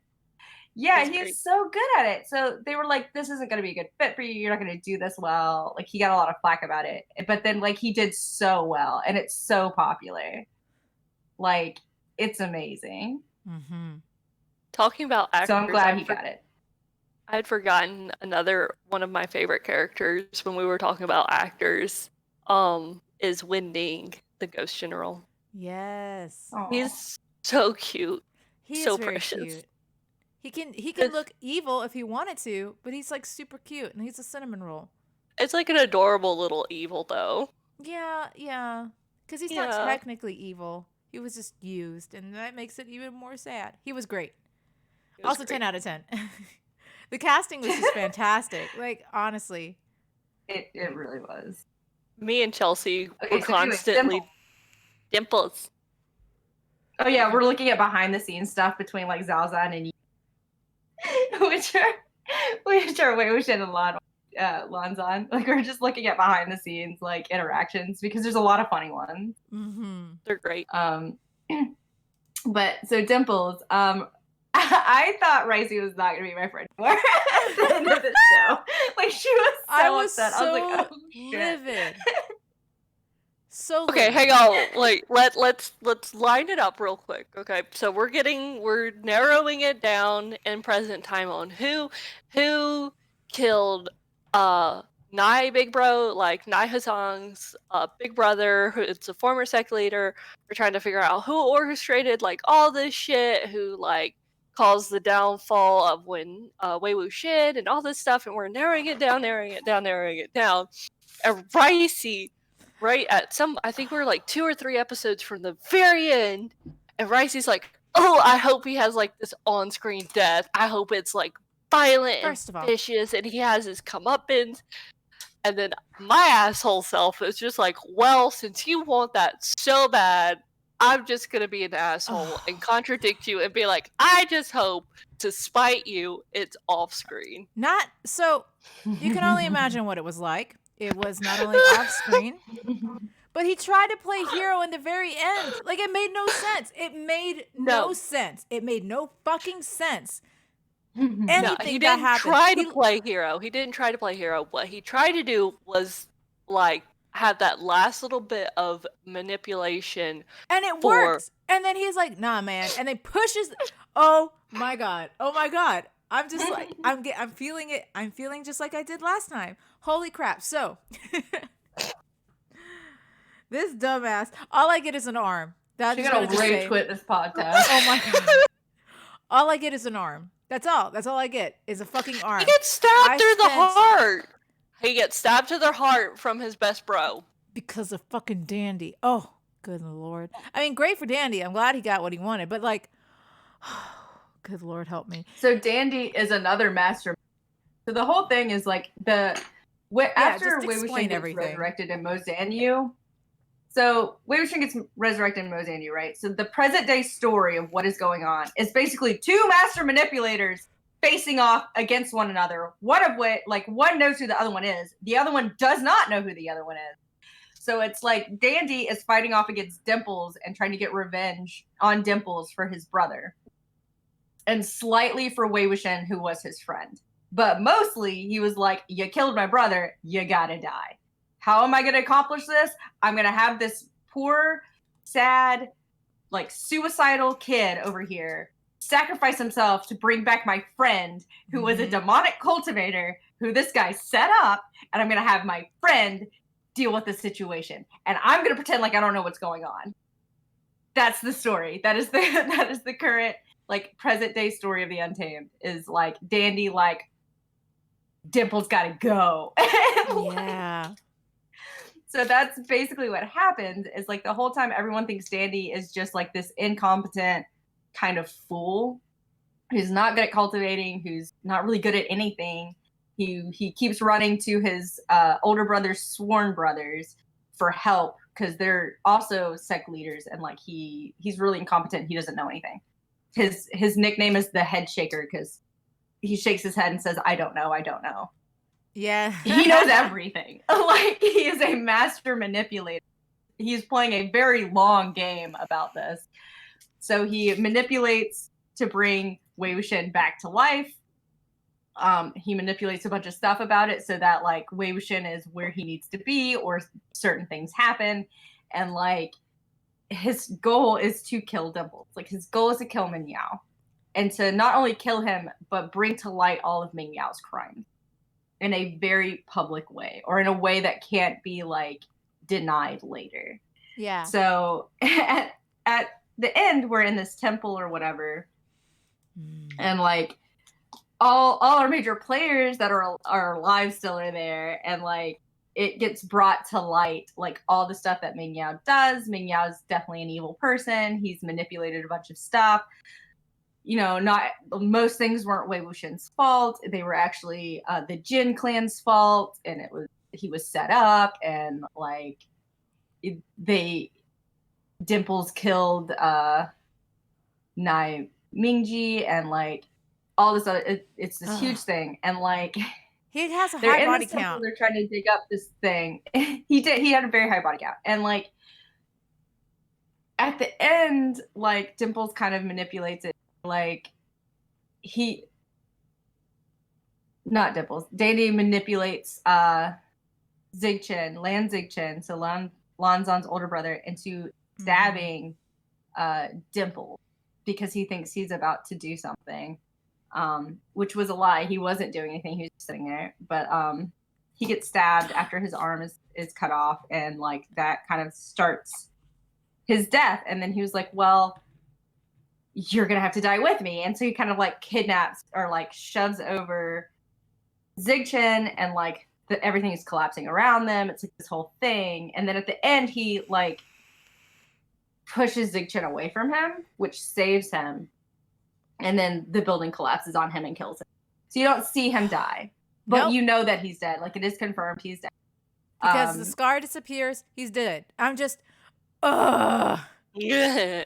So yeah, so like Zigchen now has to. I think the big thing is that like at the end he was like, Zigchen, you're gonna die with me, and Zigchen's like, okay, yes, sure. I like, because the whole thing is like Zigchen is too trusting, and he believes in the good of people, and he believed his friend, his sworn brother, wouldn't do this, and he's betrayed so much, and it breaks him. Like, Zigchen is broken at the end because he's like, I trusted you, I believed in you, I stood up for you. Like, you caused the death of the love of my brother's life. Like, you caused the death of our other sworn brother, who I was closer to than you for longer. Like, you've done all these horrible things, and I believed in you. And so he's a little broken at this, which is really sad. But he's like, yeah, okay, I will die with you. Like, I should have seen this coming. Like, I should have seen it. Like, I should have noticed, but I didn't. So I will die with you. And then he like pushes Zigchen away, and that saves Zigchen. And like, so it's like, oh, he has like a little hero moment. And really it's because he's like, Zigchen was nice to Ming Yao the entire time. Everyone else is terrible to Ming Yao because he's son of a prostitute and like all that stuff. So like, people aren't good to him, but Zigchen has always been nice to him, has always been good.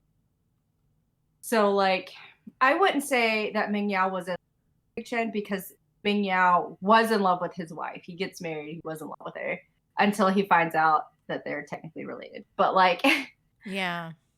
So again, because of prestige. It's not a romance kind of love. It's like, he loves Zigchen, but not in a romantic way. It is a genuine brotherly love between the two of them. Yeah. Yes. So it's not like, a bro love. A brotherly. But he's like, yes, this is the person that actively has always been nice to me, has always cared about me. Like, I'm not going to do this to him, is basically what he decides right when Zigchen would be killed.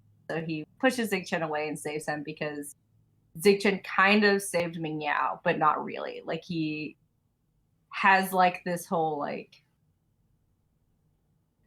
he's the good in the world kind of. But And that so makes like he pushes him away, and like that that makes no set sense. Risey up because he's like, no, you don't get to play here.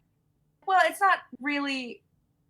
He get did it. play Like hero. I get why To one hero, person, but like he has, like I said, he has a high body count. You hate him. so high. You think he's gonna have justice, right? And I'm like, okay, they're gonna send him like. At first, I was pissed off because they didn't kill him. He just lost an arm, and he was still alive, unlike fucking Demon. But that's okay. And I'm like, oh my gosh. At first, I was mad. I was like, oh my gosh, they're gonna give him justice, like in a sense of not revenge justice, but just like political justice. Like, oh, okay, we're gonna take you to these, the leaders, and they'll see what to do with you and all that stuff. I'm like, nah. And then he gets stabbed. I just hated that Dandy used Zig Chen to do it because he's such a great like character. He's so sweet. He's like very logical, and he stood up for his bro. And I hate that happened, but the fact that he got stabbed, whatever. So not only does I'm just thinking this again. Not only does Dimples play hero at the end, this causes Zig Chen to feel such guilt. It changes him as a person. And like he has to carry that guilt for the rest of his life. And I want to punch Dandy for it. Oh my God, do I want to punch Dandy for it? Oh my gosh. And I'm Leave just like, my this Dandy, is leave my Dandy alone. He deserves Yes. no, he deserves a quick like was it kick to the face. That's what he deserves. Anyway, and Leave then Dandy burn his alone. fan. Burn his fan. He deserves it. And he can keep Fan. living. No. He can No. keep living if he wants. But the fact that No. Dandy caused this to the only character in the show that was still alive by the end, I should say, like the only loyal, like super caring character, because the other caring character would have been like Wei Wuxian's sister, and she did. Yeah, I'm just like, they destroyed him. They destroyed his character. So I don't know. Like it's awful to think about. And it was because of fucking what's his name, Dimples, who caused it. And I was like, nah. Dimples gets to go away, like gets away with hurting one last person with the help of Dandy. And I was so upset. So And I hated the fact that we didn't get to see him crushed. I hated the fact that oh man, there was a lot of things about that end. I was just like, the interesting thing about Dandy, right, is that like he wouldn't be this master manipulator, like not really, if his brother hadn't been killed. So like he becomes kind of an almost evil character simply because Dimples killed his brother. mm-hmm. Because his brother, like his parents die when he's young, and so his brother basically raised him. He has a slightly complicated relationship with his brother because he doesn't want to cultivate with like the saber. It causes like problems, causes the people in the Nai clan to die early. It's a different way of cultivation than most everybody else. So like they fight a lot, but like his brother does kind of dote on him. You just don't really see it. So like they're very close as brothers, especially since one of them, like his older brother basically raised him. And so like his brother dies. That's basically his only family left. And he's like, he kind of goes off the deep end. And so he's like, cool, I'm basically going to be a villain now because I want revenge for my brother. Like you took everything from me. Like that's kind of like the thing is like Dimples took everything from him. And so that is why he's like, I don't give a shit about anybody. I'll use whoever. My brother's dead. Revenge. You kind of do see that Dandy feels a little guilty once Dimples is dead. Like, Lon Big Bro, like, Lon Zigchin is like, did you really see him move? And Dandy doesn't say anything, but Dandy does look conflicted about it. Like, now that Dimples is out of the way, it's like it almost seems that he feels conflicted about it. Fuck Dandy. But we don't really get a lot. Leave Dandy alone. No, because he you did believe think about it. No, you he can't did. take it out on Dandy because Yes, I can. Dimples Because, didn't like, get his death. No, I'm taking it on Dandy because of what he did to Xing Chen. Is that Xing Chen? Older brother. So he did Xing Chen. Xing Chen. Yeah. Xing Chen, yeah. So he does feel bad about using Xing Chen. Like he does, but he's like his situation is, I'm in too deep, and I'm already in too deep. I've already done all this. I'm going to get my revenge. Like I don't care who I hurt. I'm in too deep. That's exactly right. He doesn't This care. is the only way forward. And well, he does. He feels bad, but he's like, I'm not going back. Does he though? Because remember in the very final scene where Wei Wuxian comes up to him, and he acts so blasé, like just doesn't care, and then Wei Wuxian just had to be like, don't get into any trouble, or don't make deals with the devil or something. I don't know. Remember that? And I was like, fucking Dandy, you piece of shit. Well, because the devil is Wei Wuxian, and that's what he was making jokes about. Because the whole thing, so like the Long Clans thing is like, don't befriend evil. And then the whole story is Wei Wuxian is evil because he's this demonic cultivator. And Dandy arranges for basically the devil to come back, which is Wei Wuxian. So that's kind of what that was referencing. But yeah, I would say that he feels bad about her Zichen, because he does see Zichen as like, you're an innocent person, but you were blind to all this, and when it was brought up to you, you didn't believe it, and then you didn't do anything to stop it. So it's like you were just kind of willfully blind to, and you didn't believe it or whatever. Like, just let it happen is kind of the thing. So like, it's also Zichen gives Dimple, like gifts him what Dimples used to kill Dandy's older brother. That's true, yeah. So it is slightly Zigchen's fault. Well, Zigchen didn't even know. He was literally oblivious to it all. I mean, he didn't. He wasn't innocent. He didn't. But like, that's part of the reason why he's okay using him, even though he feels bad about it. Because it's like, you taught him this song, you allowed him to play this song to help him, and then he abused it. He changed the song so it drove him to death. But that's not on Zigchen. Not only did you give him this song, but he was able to get into your library to find the evil version of this song, and it caused his death, and you didn't notice. Even though it was, you set it up. Like, you kind of set it up. You just didn't know that's what was happening. I'd like to also bring up and let the audience know and remind us of when Dimples did not die on screen.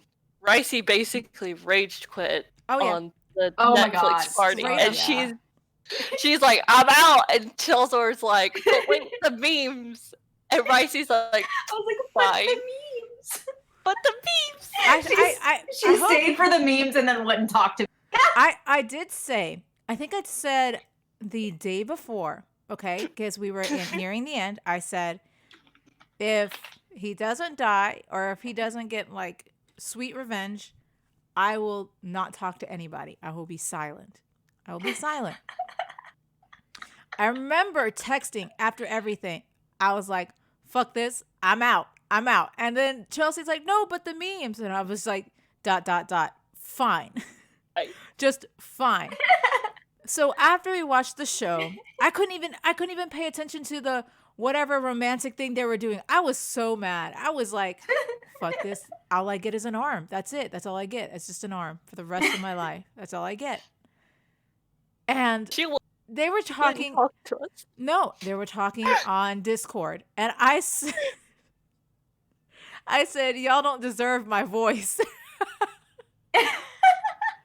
I was just, I was typing on Discord. I refused to talk to them because I knew if I started talking, I would get super salty. And like right now, I'm fine. This is a good level of salt. I was beyond this level. I was like, ooh, buddy. Ooh, You were buddy. so mad. I was felt so bad. Oh, you shouldn't have felt bad. No, it's okay. It's seriously not your fault. And then like that started off like the Twitter thread. Oh yeah. So I was like, you know what? You know what people do to relieve stress? They just rant on Twitter. So that's exactly what I did. And it was funny, and we had like GIFs and everything. It was fun. And it helped because like it was at the end of the day when everyone was gone to bed. I was just sitting there and I was thinking about everything, and of course just basking in the salt. And that's when I realized that's all I get is an arm. And I tweeted about it. I'm just like, I have spent, remember, this was 2 months of my life fucking invested in this show for an arm. Oh, buddy. Yep. Oh, buddy. Oh my gosh. And a broken man. That's all I get. Poor Sick Chin. He's just broken now. And that was just heartbreaking. And I'm like, oh, you know what? No, everyone has a happy ending. Fuck that shit. Fuck that shit. Oh, no. No. No. The people who matter don't get happy endings because, of course, it's the censorship laws. So they don't like, was it Lanzan and Wei Wuxian don't even actually end up together. I'm just like, what the fuck? The fuck? Yeah, so and that's the end. In China, you can't due to censorship, you can't have a homosexual relationship in like a show. So in a drama, this is based off a homosexual novel. Mm-hmm. They end up together in every way you can. Like, yeah, so like they end up together, but they can't show that there's any romance between them in this drama. So they're just bros. Yeah, so they're just bros, and that's like the joke. That's part of the joke. That's part of why I was like, that's part of how I convinced them to watch this. Is like we can make jokes about them being bros because bros wait 13 to 16 years for their other bro and like all this other stuff. It's really funny. Like and so they can't show that they get together. There's a bunch of stuff that they kind of sneak in that like is not obviously gay, but there's like little like hints or whatever that like they've kind of snuck in about it, but like they don't end up together in the show or whatever, like romantically. They kind of split and go separate ways at the end and like all this other stuff, which is a little kind of sad, but like I get it, censorship laws, stuff like that. We are robbed of Wei Wuxian being his absolute shamelessness because he is very shameless, and I'm very sad. That's why I want people to watch the animation. Fucking love Wei Wuxian. So this is why you really need to read the novel, Ricey. No. This author has 3 stories, and Modao Zushi, which is what Untamed is based off, is her second one. For whatever reason, Modao Zushi, the Grandmaster of Demonic Cultivation, is the most popular. So it has the novel. There is a audio drama that is in both Chinese and Japanese. Sadly, not in English, but whatever. So there's an audio drama. There's the Untamed, like live action drama. There is the comic, which is a manhwa. There is an animation that has 2 seasons out. They're working on a 3rd season. There is another animation that is a short, like animation shorts, which are about 5 minutes long, and they're just about like lighthearted things that happen. I'm gonna look up. I forgot what it said, but like I'm gonna read the synopsis for this because it made me laugh. Okay. It's really funny. The synopsis, it is very funny. Okay. So the synopsis for it's called Modao Zushi, the founder of Diabolism Q. And it says, takes the 3 periods of Wei Wuxian, adolescence, adulthood, and rebirth after death as the theme, and selects the cute, warm, and healing parts as the main contents. This branch story hopes to heal those audiences who love the animation series of the founder of Diabolism, but are injured by the melancholy plot of the drama. That's me. So they're little shorts that are lighthearted. They're lighthearted shorts. About like they're just little funny scenes. They're working on the 3rd season of the actual animation for next year that got postponed probably due to COVID. And then also there is a game coming out. I don't like a mobile game. That's gonna be And very I don't interesting. I don't really know how you make a mobile game, and I'm sure it's gonna be a Chinese only mobile game, so I won't be able to play it. But there's a mobile game for this coming out.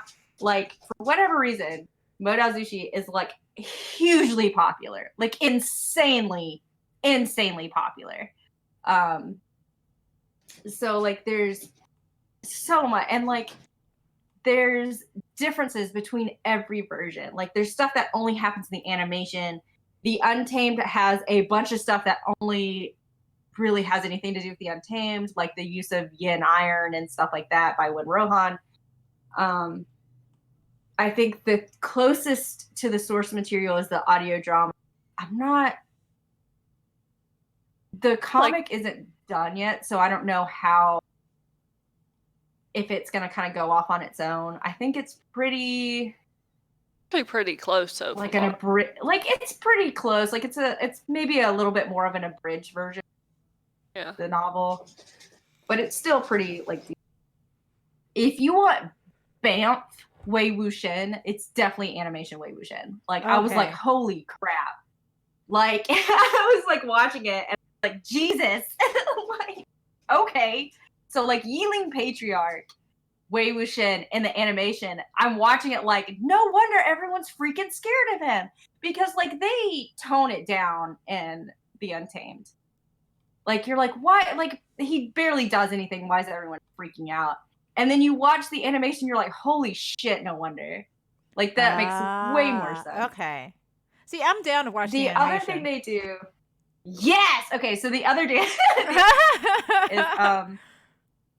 in the Untamed, they do this thing where there are reasons why someone is evil, and it's because they've been corrupted by the yin iron, or there are reasons why Wei Wuxian quote unquote loses control, and that's because someone else is manipulating the situation, and he's not really losing control. Someone else is taking control, but it looks like he's losing control. They definitely like set him up to be more of a like pitiful character, I guess. Whereas in like the novel and the animation, sometimes he just fucking loses control because he's like creating a new style of like cultivation, and like it's very powerful, and resentful energy hurts your mind. So like sometimes he just fucking loses control. But in the Untamed, they're like, no. He doesn't lose. Someone just takes control from him, but he doesn't know that. And I'm like, some mistakes can happen. Like I don't know. Like you're trying to make it to where like he's this character that hasn't really done anything wrong, or like whatever, like, and that is kind of like the theme. Like he technically doesn't do anything necessarily wrong. Like he's doing things that are like right, like he's saving people, that's righteous, that's good. But like he is kind of evil. Like I'm not gonna say like he's not. He does some morally questionable things. Yeah. In the novel. Like he's using corpses to attack people. He's like torturing the people that tortured him. Like he is like morally very kind of dark gray. That's a good way. Because he's also like he's also doing good things. Yeah, like he's also doing good things. Like he's like the Jin clan shouldn't be using these people as like workers. Like they're old people. They had nothing to do with this war. The Jin clan are not only using them as workers, they're torturing them. They're like killing them. Okay, I'm going to take, like, I owe these people. I'm going to take them. I'm going to save them.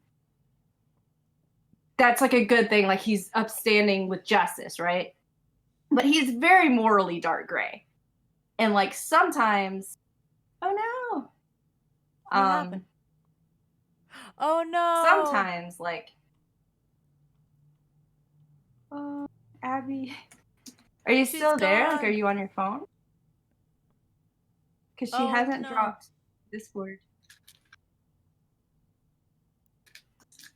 All right, just keep going, and because we've been Okay, talking about sorry. this for 2 hours, so we do need to wrap it up anyway soon. Yeah. So go ahead. So like the thing about the Untamed, I mentioned this, is like it's a good introduction to get you into the other, so you know what's going on. I think, based on what I understand, is that the Untamed itself is probably the least favorite version of this story of the fandom. So like some people really like the novel, like most people really like the novel. You know, some people prefer the animation. If you can understand and listen to the audio drama, a lot of people really like that. So I do like they the have animation. the audio it's drama very in different. English? I like the audio drama is not in English. It's in Chinese and Japanese. So it did get an official Japanese like release, but it's sadly not in English. Maybe one day. That'd be nice. I would enjoy that. But I would also listen to it in the car. Like, I was about to say, that's because like I have to drive like an hour every day, so that'd be nice to listen to in the car. Yeah, right. But I do want to see the animation. I really do. Yeah, I love it. It's like it's very different. There are things that happen that are different. So like people generally are like, the Untamed is fine, or I don't really like the Untamed. But it's a good way to introduce people to the story, I think. Like I will swear up and down, like it's a great way to introduce, because it is overwhelming if you just like jump in. Right. There's so many characters and there's so much going on. It's a lot. And so it's like, well, if you watch the Untamed, you can now read the novel and know what's going on. You can now kind of read like the comic and have a better understanding of what is going on. Like I tried to read the comic before I ever even knew the Untamed was a thing that was connected to it, and was like, this is a little much. I don't know what's going on. I can't enjoy it because I have no idea what's going on. And then I watched the Untamed and was like, oh, this comic that I tried to read a while has something to do with this. And so I started reading the comic and I was like, oh my god, this is so much better now that I know what's going on. So like I think it's a really great way of introducing people to it. But there is other stuff out there that is better, quote unquote, story-wise than the Untamed, I think. Oh, okay. So I absolutely advocate watch the Untamed first to understand what is going on. And then start kind of like, especially if you want to read the novel, like watch the Untamed first, then read the novel, because after you finish watching the Untamed, you know who all these people are, and it is different. Like the novel and the Untamed are different, so you're not just going to be kind of bored. It is a slightly different story. It's the same story, but there are major differences that make it kind of a different story, I guess. So like that's my suggestion to anyone who's looking to like get into this, I guess. See so for me, final opinion, I loved it. I loved the show, which is why I'm so salty, because I love the show. No, I like the show too. I like the show too. It's very pretty. They put a lot of budget in their costumes. It's so beautiful. Oh my god, it's so beautiful. The set design is beautiful. You were about to say the costuming? Yeah, the costume's great. Oh, everything about it. It's so pretty. Absolutely beautiful to look at. There are some scenes that really just catch my breath. Like the cinematography was just great. CG, it's not that great, but I could live with it because it, eh. It's also a drama, and like dramas, CG and dramas usually aren't that great. Yeah. And like they put a lot of budget into like costume. And you can kind of tell because they change their costumes a lot and they're fancy. Oh yeah. They are hella fancy. But my gosh, it's so fucking pretty. Like it's beautiful. And that's why, and I saw bits and pieces of the animation, and I'm actually really wanting to see how that compares to like the drama, because like it looks really pretty as well. But oh my gosh, it's so pretty. But those are my final opinions. I do think, as salty as I was about the ending, as salty as I was about revenge, I know a lot of people don't really care for that stuff, but it had a great story. The mysteries and the action was just fantastic. Now, if you're in it for the BL, sadly, it's not as BL. It's very flirty and like hints at it, but it's not like straight up BL. It's a bromance. That's the closest thing you can get. It's just like it's a bromance. But yeah, it is a bromance, and that's due to censorship, which we mentioned. yeah. But other Again, than that, go ahead. you can definitely if you're a fanfic. I am a fan fiction reader. Fanfiction. So like, oh my gosh, there's so many. I keep trying to link fan fiction stories to like read this one. It's definitely because there's such a difference in stuff that happens in the different like there's stuff that only happens in the animation, there's stuff that only really kind of happens in the novel. You can still, if you just watch the Untamed and you're like, okay, but I want it to, but I don't want to read the novel because it's a little dense, which it kind of is. It's a translated Chinese novel. It's a bit dense. It's like I don't really want to read the comic because I'm into that. Cool, go read some fan fiction if that's what you like, and like you'll understand what's going on. Like they'll just tell you what's going on. So like anything that you miss, like something different happens with the waterborne abyss. I think it's called a water demon or something in the show. Yeah. Like something different happens in the animation and than that happens in like the Untamed. But like you'll understand what's going on because they'll explain in the fan fiction or whatever what's going on, and it's okay. Like you can go and read fan fiction about this and still understand what's going on, even if they're referencing stuff that doesn't happen in the Untamed. Right. Are you back? Hello? Yes, hi. Oh, we're just saying final opinions. So yeah, I did have it up on my phone so I could hear what was going on. I agree with Chelsea. I think I even mentioned it a couple of times when I was reading the novel. I'm like, hey, yeah, I'm really glad we got the novel first. As one of those people that is a book reader, that I'm like, the book will always be better than the movie or the drama adaptation. Oh, absolutely. Right, yeah.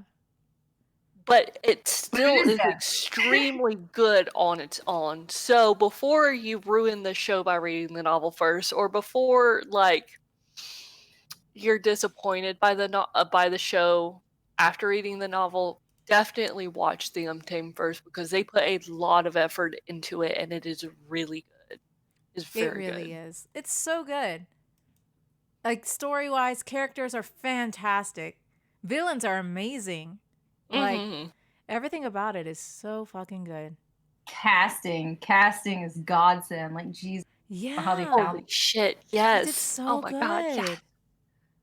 10 out I'm of 10. just glad I got to look at like Very Pretty Men basically the entire time. Yeah, that's pretty much how it is. They're all so great. Every single one of them. But I guess we'll call it here. Good Lord. Is there any other final remarks you guys want to share? You fucking leave Dandy alone. I will fight you. Oh, no, fuck Dandy. Like, no. Leave Dandy alone. I don't trust him. I don't trust him at all. What? Okay, so what's really funny is like, so me and Elizabeth, we're gonna cosplay at AWA, which is of course not happening. But I currently have a Lanzan and a Wei Wuxian animation sitting in my house, like cosplay sitting in my house. I'm about to buy the Yingling Patriarch version of Wei Wuxian, and I think I'm gonna buy a Dandy cosplay too. Because I'm very deep in this fandom. It is my obsession. Everyone knows it. Everyone knows this is my obsession right now. And it has just gotten worse as time gone on. I cannot so wait to see the one that I bought was actually too big, and part of that is because like Elizabeth is taller than me, and so I had to buy like a bigger version. Abby, maybe I should get you to try on the Lanzan. Yes. Tallness wise. But so she's taller than me, and also I'm not a little Asian girl on the Asian website, so I was like, well, I will buy like the extra large because I'm curvier and I've gained a lot of weight and stuff like that, and Elizabeth is taller than I am, so I need it to be longer.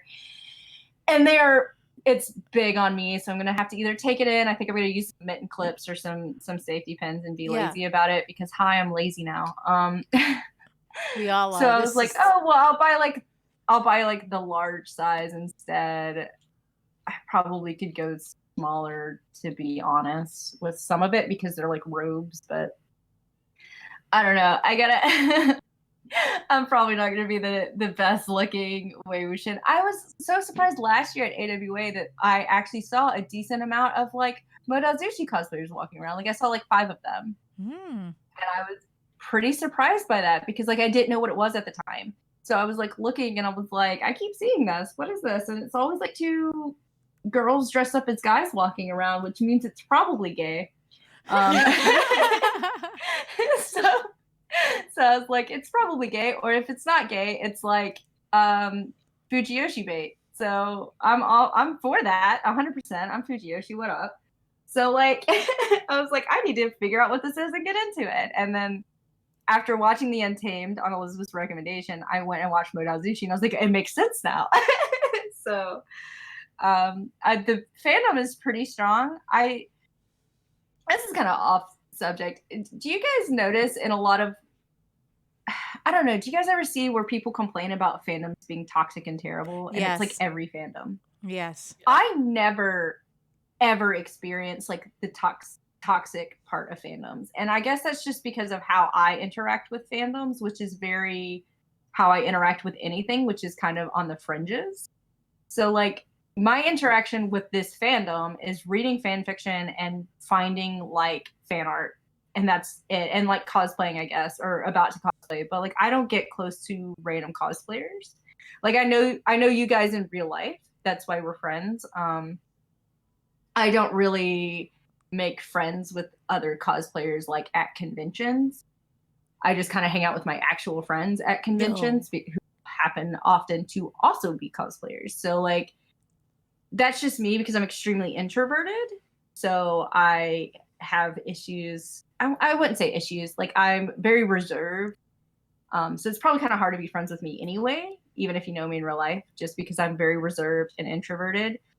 You guys know I'm introverted because you guys are also introverted. Oh yeah. Heck yeah.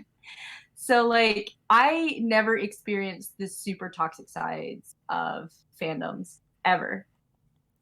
I'm just like, I fully get to enjoy myself. I'm kind of like you. I think like. the only time I've only like actually gotten in deep enough to experience anything bad with a fandom was a couple of stands from Divsy Pop's I was about to Has Been say, Hotel.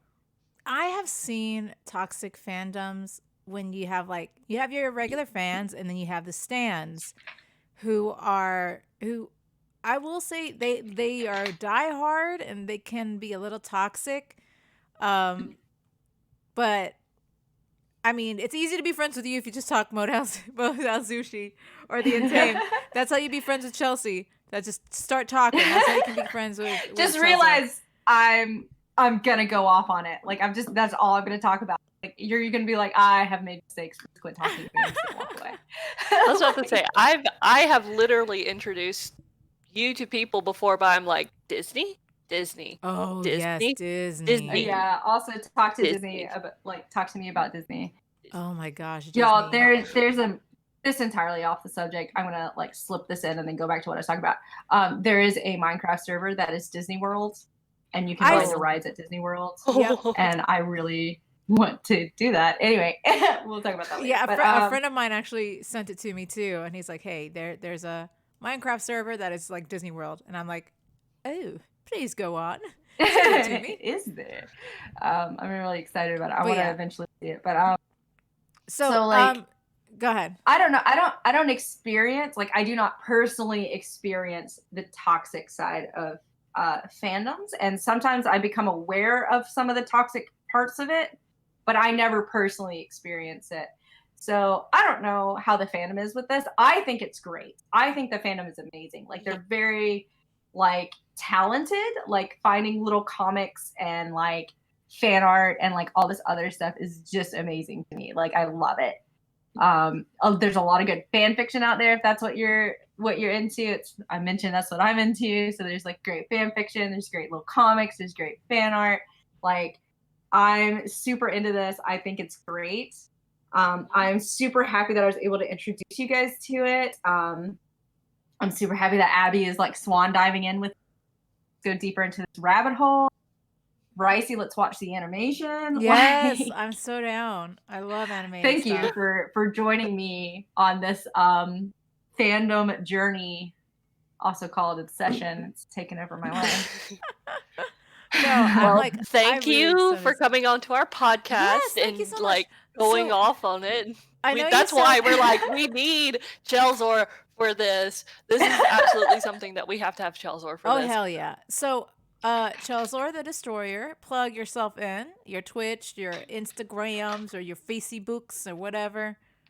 Who are So you can find me on you can find me on Twitch. I don't have a lot of recent stuff. That's somewhat of a work in progress, as I thought I was going to have time with this whole pandemic and staying home, and then I'm an essential worker, so I've been working a lot, and stuff keeps breaking in my house, so I keep having to have people come over and work on different stuff in my house. So I just haven't really had time to do stuff as much as I would like. So like, I don't have anything super recent on Twitch, but you can find me on Twitch at Chelzor The Destroyer. You can also find me on Facebook. I have a fan page, and Instagram. Those are both Chelzor The Destroyer as well. And then on Twitter, I am Chelzor Day. That's CHELZORDE.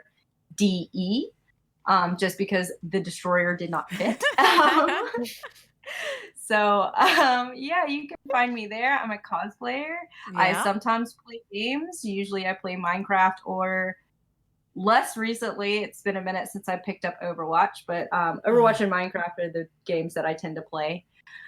And yeah, you can see me post selfies, pictures of my cats, and the occasional cosplay when I have time to do a photo shoot, which is a work in progress, getting my house together. I was about to say. Abby came yesterday and helped tear up two back bedrooms, one of which used to be my sewing room, because I'm making a weight room in the back of my house. Nice. Because it's not safe to go to the gyms during the pandemic. Nope. So Stay safe. I'm currently turning my house upside down to try to prep for that. And my sewing / cosplay room has been a mess for a while because it's just become a storage room. So I'm switching 2 rooms to make room for that weight room. It's a slow process. And then maybe when that's done, I will be able to do photo shoot in my dining room, maybe, ? I will maybe be able to finally buy a new gaming computer so I can stream better again with like a camera and everything. Like, I can't wait I got to about see 20 your works in progress happens. I was gonna say, I can't wait to see the Untamed cosplay. That's something I'm super stoked to see. So if you guys want to check out on that, go ahead. It's the version from the animation. So there's actual, one of the Taobao I often, they have like the rights to make official licensed animation based cosplays. So they're not from the Untamed, they're from Modazushi the animation.